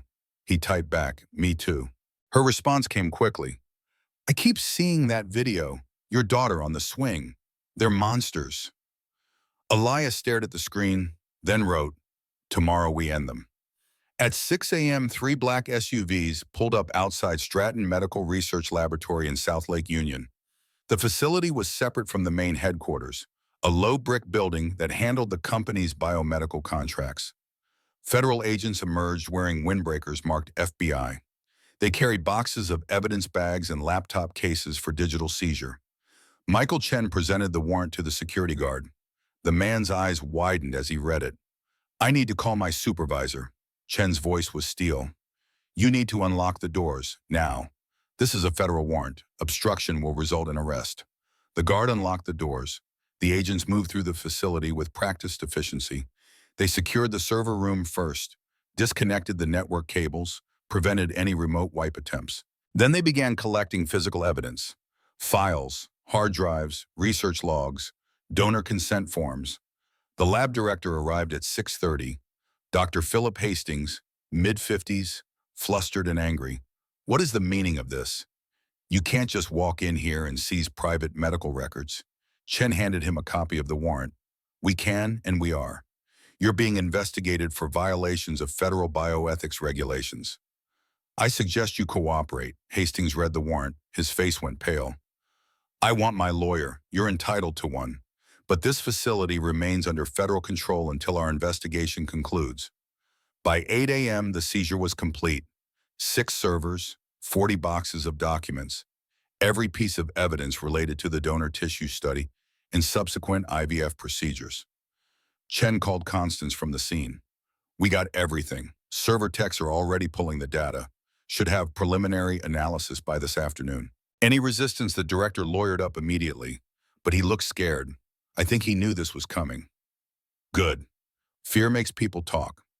At Stratton Industries headquarters, Damon Crosswell arrived at his office at 8:15. His assistant was waiting with her tablet. "Mr. Crosswell, there's been a situation at the medical lab.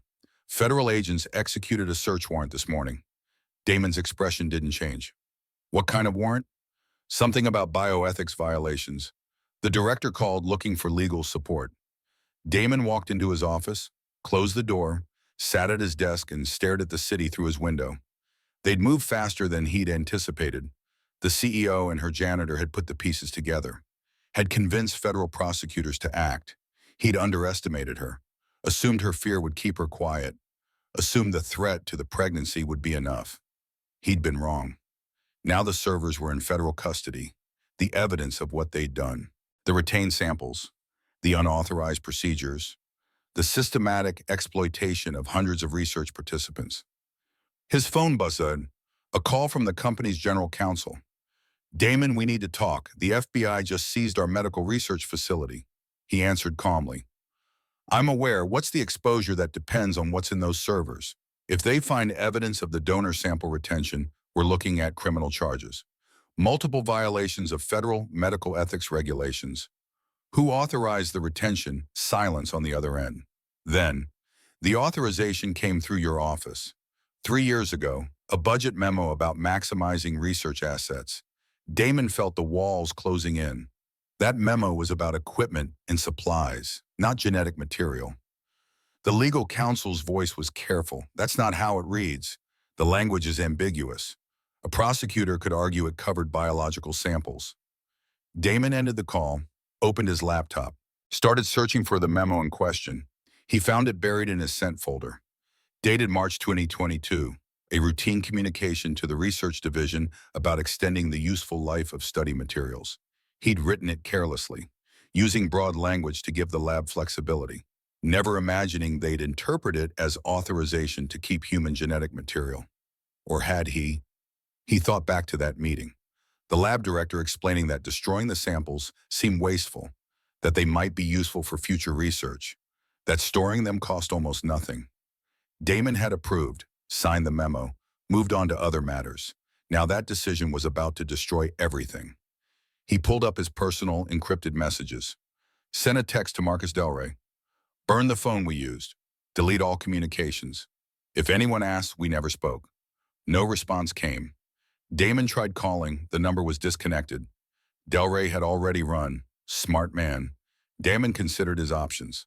He could stay and fight, claim ignorance, blame the lab director for exceeding his authority, or he could follow Delray's example, disappear before the walls caved in. He looked around his office. The awards on the wall, the view he'd fought for, the corner suite that marked him as one of the most powerful executives in corporate Seattle. Walking away meant losing all of it. Staying meant prison. The choice wasn't difficult. At 10 a.m., Serafina received a call from Chen. "We found something. Multiple cases of unauthorized sample use. Turner isn't the only victim. How many? At least 15, maybe more. The records are incomplete. Some were deliberately deleted. Can you recover them? Our techs are working on it. But what we have is enough." This was systematic. Planned. Someone high up authorized the retention and knew the samples were being used. Who? The authorization memo came from the CFO's office. Crosswell's signature. Serafina closed her eyes, felt vindication and fury in equal measure. "That's our smoking gun."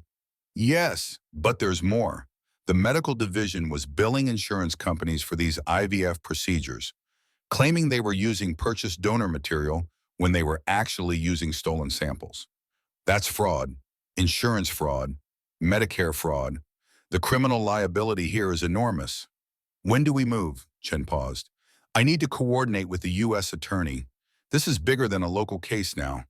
We're looking at federal racketeering charges. How long? 48 hours. Maybe less.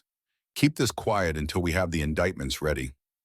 Serafina hung up, looked at the photo on her desk, the company's executive team, Damon standing beside her diamond watch visible. In 48 hours, he'd be in handcuffs. She called Elias, told him what Chen had found. There are others, 15 people whose genetic material was stolen and used without consent. Elias was quiet.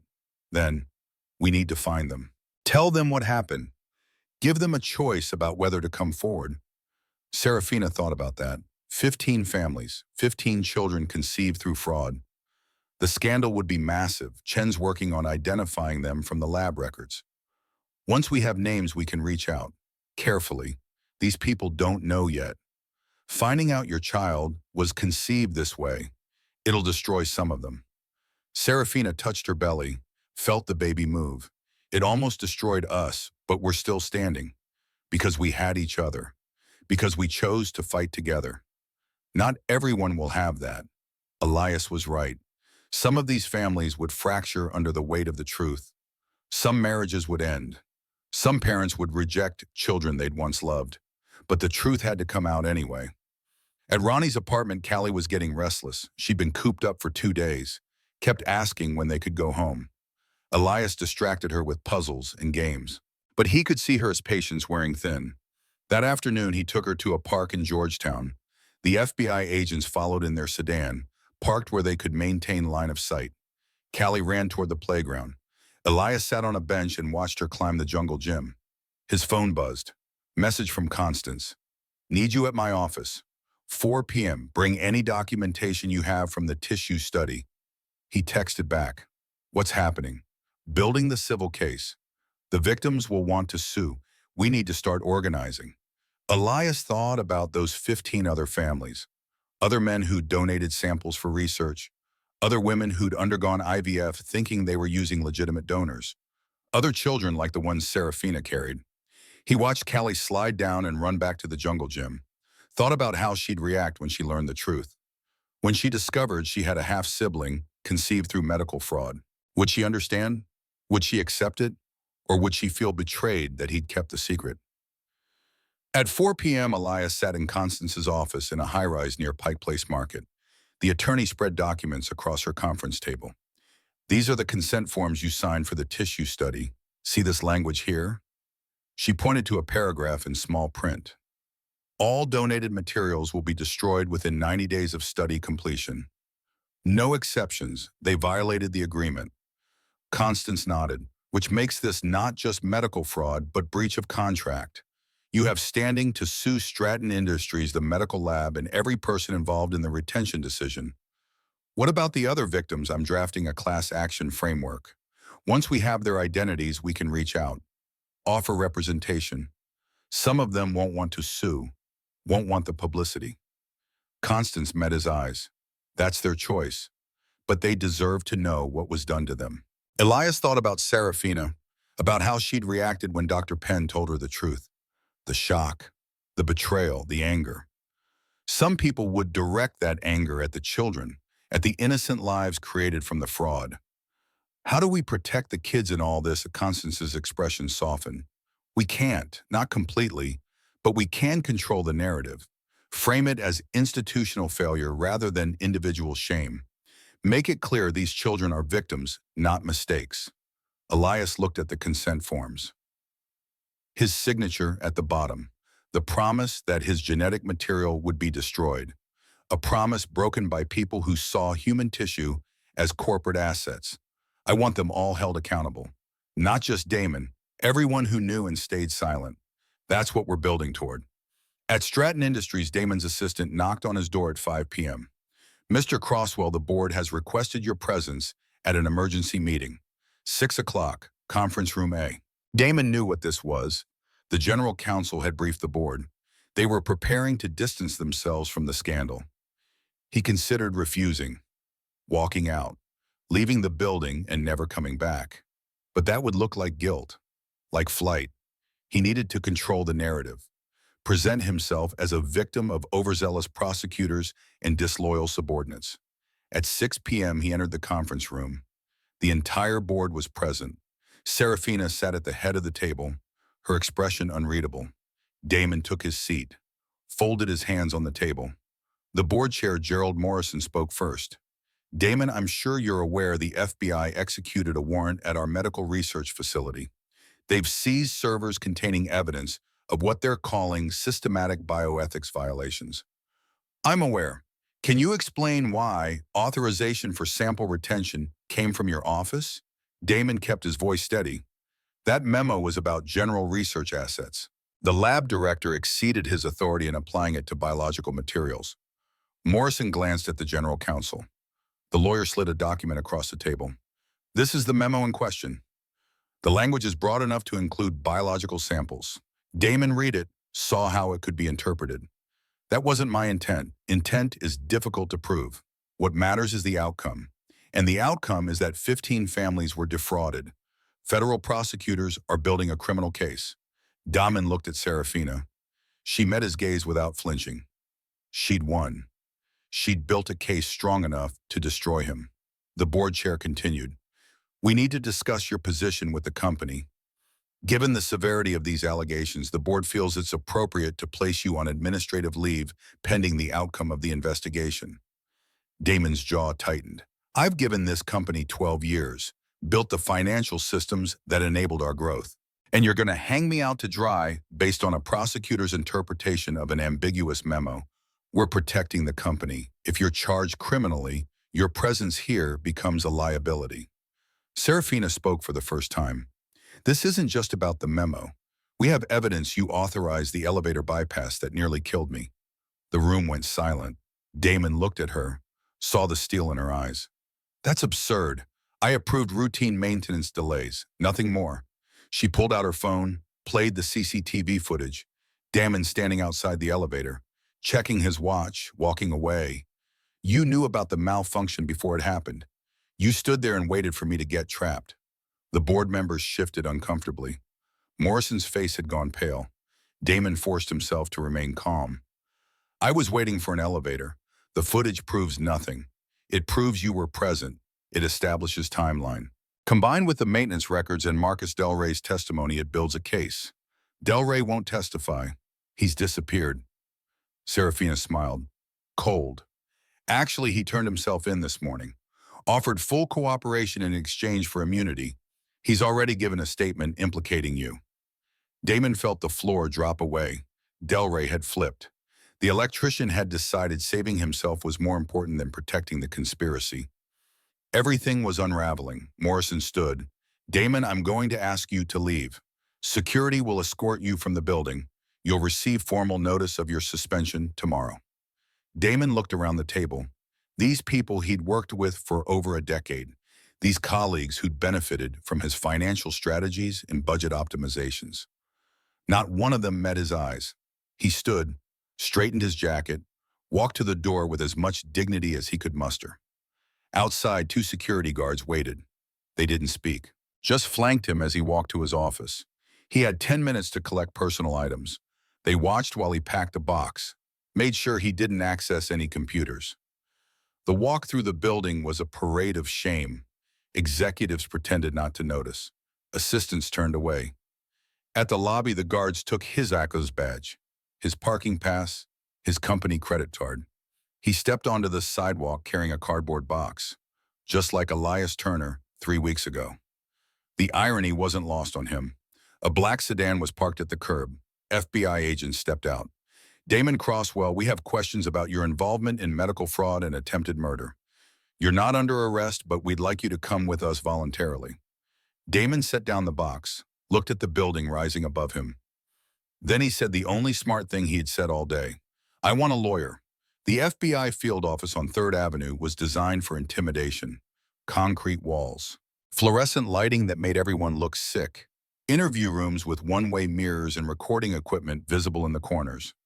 Damon Crosswell sat across from Agent Morrison and Michael Chen. His lawyer, Richard Vance from Preston Gates, sat beside him reviewing notes on a yellow legal pad. Chen opened a folder, placed photographs on the table one by one. Marcus Del Rey entering the substation. The surge generator attached to the distribution panel. Serafina unconscious in the elevator. The fetal heart monitor showing distress. Del Rey gave us everything. The phone calls, the payment, the specific instructions on where to install the device. Vance interrupted. My client hasn't been charged with anything. This is a voluntary interview.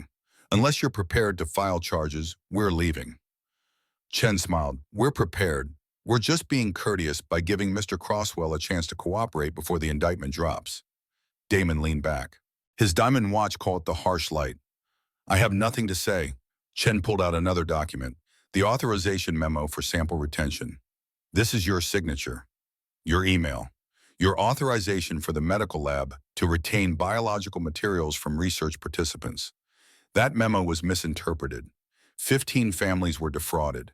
15 children conceived using stolen genetic material. All because someone at the top gave permission. You can't prove I knew how the lab would use those samples. Chen placed another photo. Elias Turner's consent form from the tissue study, the clause promising destruction of all materials within 90 days. Mr. Turner trusted your company, donated genetic material for legitimate research. 3 years later, that material was used to conceive a child without his knowledge. A child being carried by the CEO you tried to murder. Vance stood. We're done here. Charge my client or let him go. Chen nodded to Agent Morrison. The agent pulled out handcuffs. Damon Crosswell, you're under arrest for conspiracy to commit murder, medical fraud, and racketeering. You have the right to remain silent. Damon's face went blank as the cuffs closed around his wrists. The diamond watch pressed against cold steel. Vance began protesting, demanding bail, threatening appeals, but Damon knew it was over. The evidence was overwhelming. Delray's testimony would bury him. The electronic trail would show coordination between the elevator malfunction and the medical fraud. They walked him out through the parking garage, away from cameras, away from the press that would soon descend. At the federal detention center, they processed him. Fingerprints, mugshot, orange jumpsuit. The CFO of Stratton Industries became inmate 47382. Across town at Ronnie's apartment, Elias was making dinner when his phone rang. Constance Lee. They arrested Damon an hour ago. Chen said the arraignment is tomorrow morning. They're asking for no bail given flight risk. Elias felt something loosen in his chest. It's really over. The criminal case is just starting. But yes, he's in custody. He can't hurt you or Serafina anymore. Elias looked at Callie watching cartoons on the couch. Safe, protected, unaware how close they'd come to disaster. When can we go home? Give it another day. Let the FBI confirm there are no other threats. Then you can return to normal life. Normal. Elias almost laughed. Nothing about his life would be normal again. He was about to become a father to a child he'd never planned, about to be connected forever to a woman he barely knew, about to watch his genetic theft become national news. After dinner, he sat with Callie and tried to explain. Something happened at work, something big. People did bad things and now they're in trouble. Callie looked up from her puzzle. What kind of bad things? They hurt people? Lied, tried to cover it up. Did they hurt you? Elias thought about the termination, the surveillance, the threat implied in that video. They tried, but we stopped them. Who's we? Me and Miss Serafina, the woman I told you about, the one who's having a baby. Callie's face brightened. The baby I sang for? Yeah, that baby. When can I meet them? Elias felt his throat tighten. Soon. Real soon. At her penthouse, Serafina stood at the window watching the sun set over Elliott Bay. Her phone had been ringing all evening.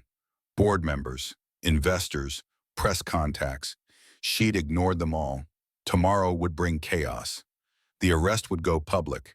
The medical fraud scandal would explode. Every news outlet would be calling. But tonight, she just wanted silence. Her hand rested on her belly.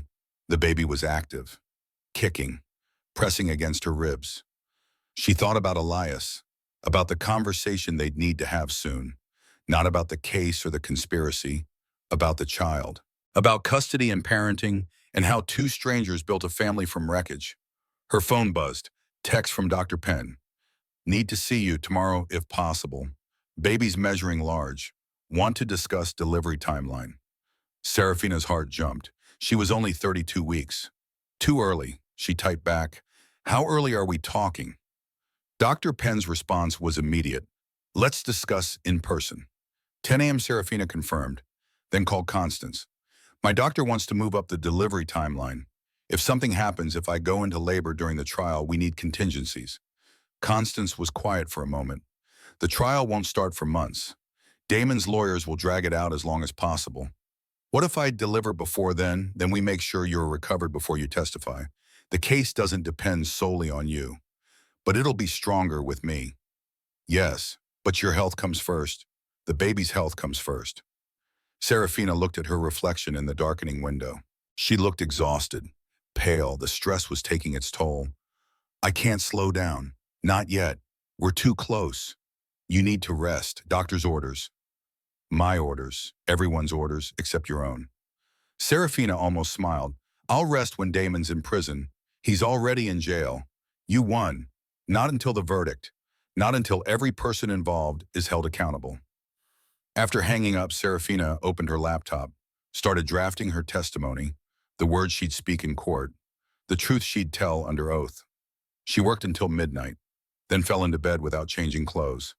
She dreamed of the elevator, but this time when the doors opened, instead of Elias, there was no one. Just smoke and darkness and the monitor beeping its irregular rhythm. She woke at 3 a.m. gasping, hand on her belly, counting kicks until her heart rate settled. The next morning, Damon's arraignment was a media circus.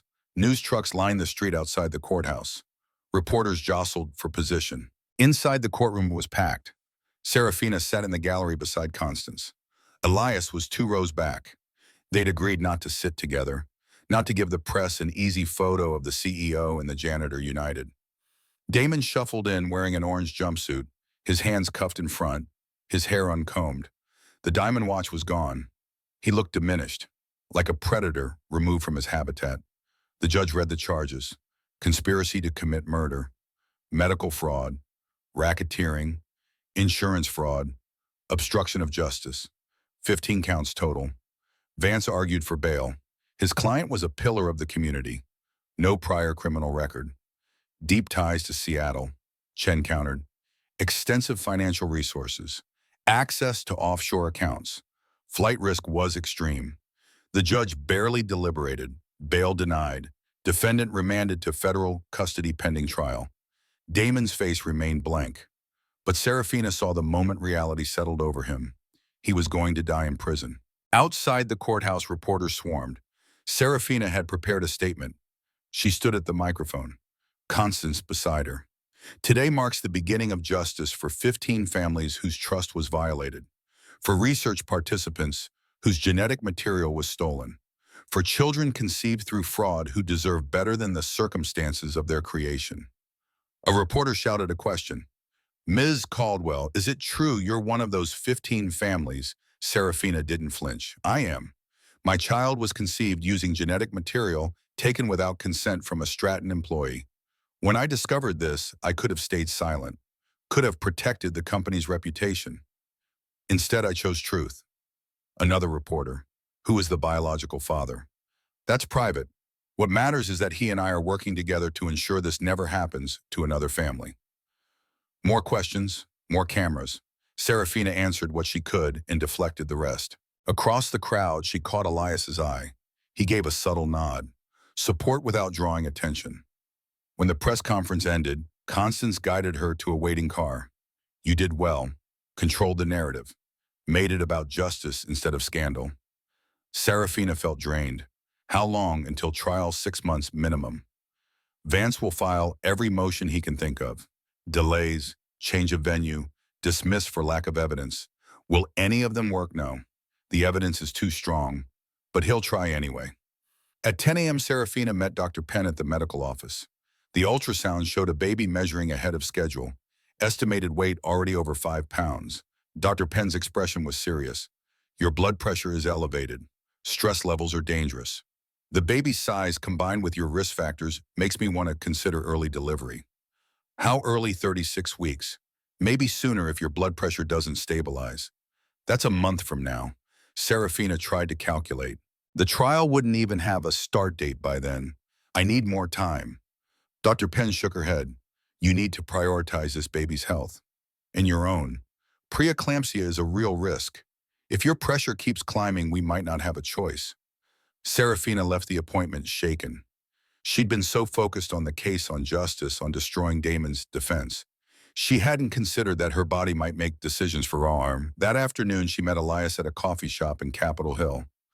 Neutral ground, away from Stratton Industries and prying eyes. He arrived with 2 coffees, set one in front of her. Decaf. I checked. She smiled despite herself. Getting the hang of this. He sat across from her. They'd seen each other in court but hadn't spoken privately since the arrest. How are you holding up? Serafina wrapped her hands around the warm cup. Doctor says the baby might come early, in a month, maybe sooner. Elias's eyes widened. Is everything okay? She's healthy. I'm healthy. Just stressed. Blood pressure issues. You need to slow down. That's what everyone keeps saying. Maybe everyone's right. Serafina met his gaze. I can't stop now, not when we're this close. You won't be any use to anyone if you end up in the hospital. She knew he was right, but the momentum carried her forward. The need to see this through, to stand in that courtroom and watch Damon's conviction. We need to talk about after, about the baby. Elias nodded. I've been thinking about that. And I want to be part of their life, not just biologically, actually present, involved. Serafina felt relief wash over her. Good, because I don't think I can do this alone. You won't have to. We'll figure it out. Custody, parenting, all of it. What about Callie? Elias's expression softened. She's excited to be a big sister, doesn't fully understand the situation yet, but she's ready to love this baby. Serafina thought about the lullaby, the voicemail, the little girl who'd sung for her unborn sibling. I'd like to meet her. Properly. Not in crisis. She'd like that too. They sat in silence for a moment. Two people whose lives had collided in the most unlikely way, who'd been forced into partnership by corporate violence, who were now choosing to build something real from the ashes. Elias spoke carefully. This isn't how I imagined becoming a father again. But that doesn't make it less real. Serafina touched her belly. This isn't how I imagined any of this. But here we are. Here we are. 2 weeks later, Constance called with news. The other 14 families had been identified. FBI agents were making contact, explaining what had happened, offering resources and legal representation. How are they reacting? Mixed. Some are devastated, some are angry, a few are in denial. Any willing to join the class action? 6 so far, the others need time. Serafina understood. Learning your child was conceived through fraud. That the donor you'd trusted was actually stolen material. That your entire family was built on lies. It would break some people. What about criminal charges? For the lab director, Dr. Hastings is cooperating, blaming Damon for everything. Says he was just following orders. Classic defense. Chen doesn't believe him. The records show Hastings knew exactly what he was doing. He'll face charges too. Good. Serafina was reviewing the updated case files when Jennifer knocked on her door. Ms. Caldwell, there's someone here to see you. Says it's urgent. Who? She wouldn't give her name, but she said it's about Elias Turner. Serafina's blood went cold. Send her in. The woman who entered was in her 60s, well-dressed, nervous hands clutching a purse. I'm Margaret Turner, Elias's mother-in-law. Elena's mother. Serafina stood, offered her hand.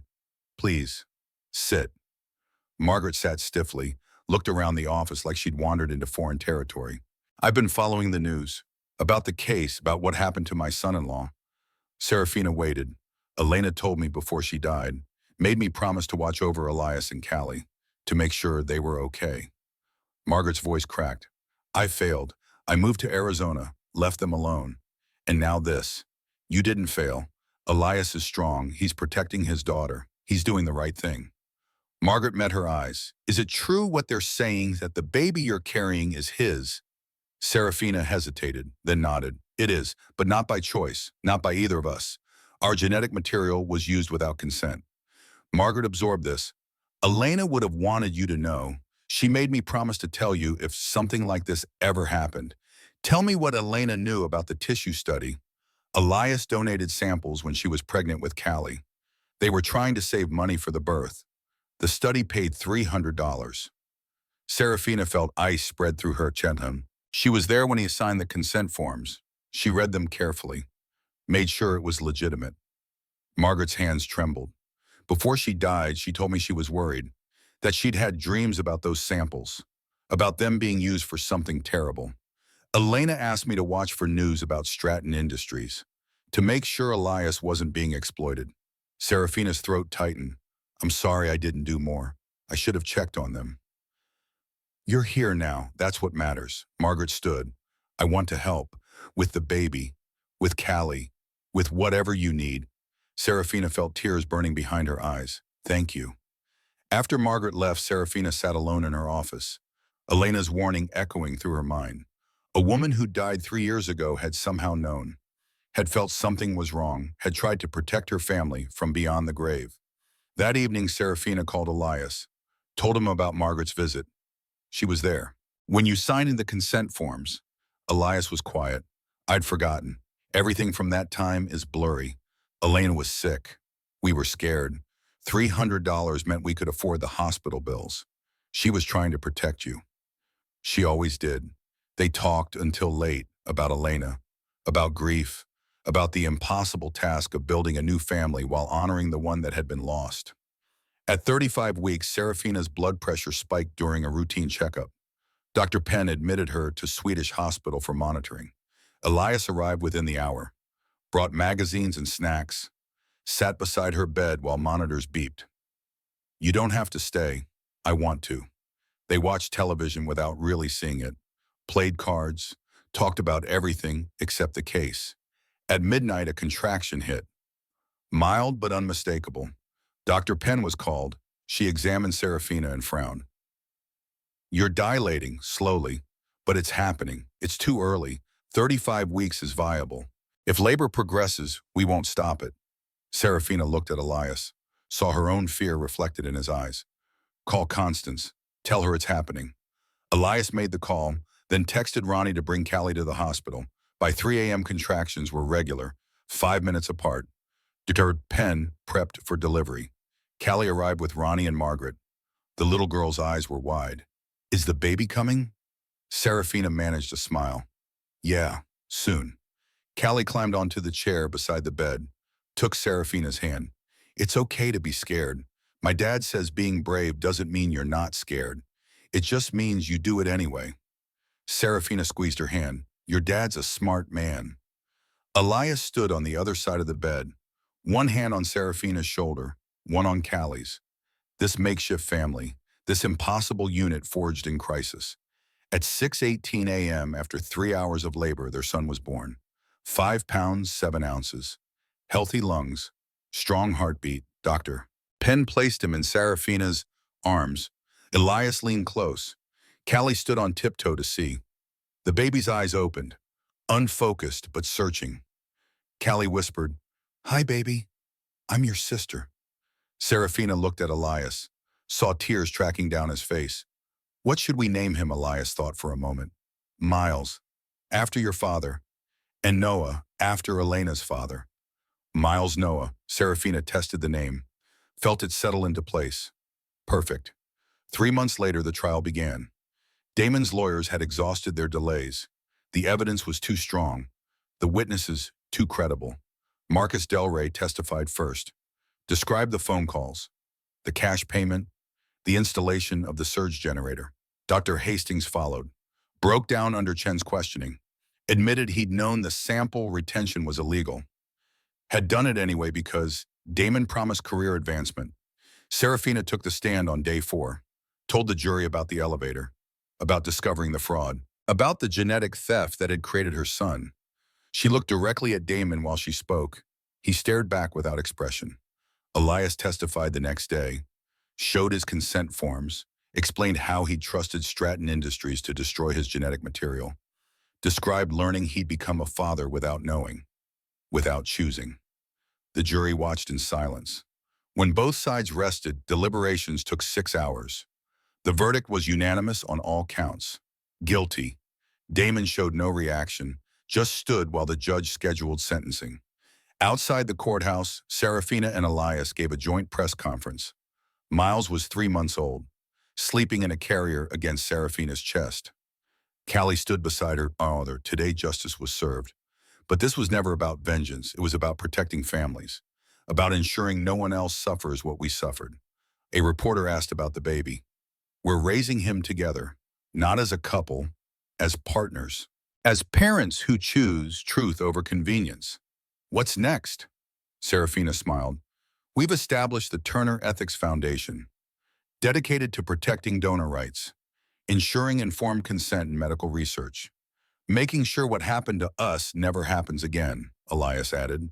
And we're working with legislators to strengthen medical ethics laws, to create real penalties for genetic theft. The press conference ended. They walked to Serafina's car together. A family, unconventional, born from tragedy, but real. 6 months after the trial, Damon Crosswell was sentenced to 18 years in federal prison. The judge cited the severity of his crimes, the breach of trust, the endangerment of innocent lives.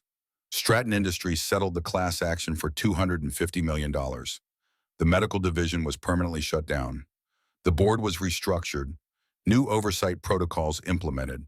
Serafina remained CEO, stronger than before, respected for her courage. Elias became the foundation's director of safety engineering, working to reform medical research practices across the country. On Miles's first birthday, they held a celebration at Green Lake Park, the same place where they'd first planned their investigation. Callie pushed her brother on the baby swings. Margaret helped with cake. Ronnie and Mrs. Alvarez laughed at some shared joke. Elias stood beside Serafina watching their families merge. Think we made it? Serafina leaned against his shoulder. Yeah, we made it, not the family either of them had imagined, not the story they would have chosen, but theirs, built on truth, forged in fire, held together by the simple decision to show up, to fight, to protect the ones who mattered. And in the end, that was enough.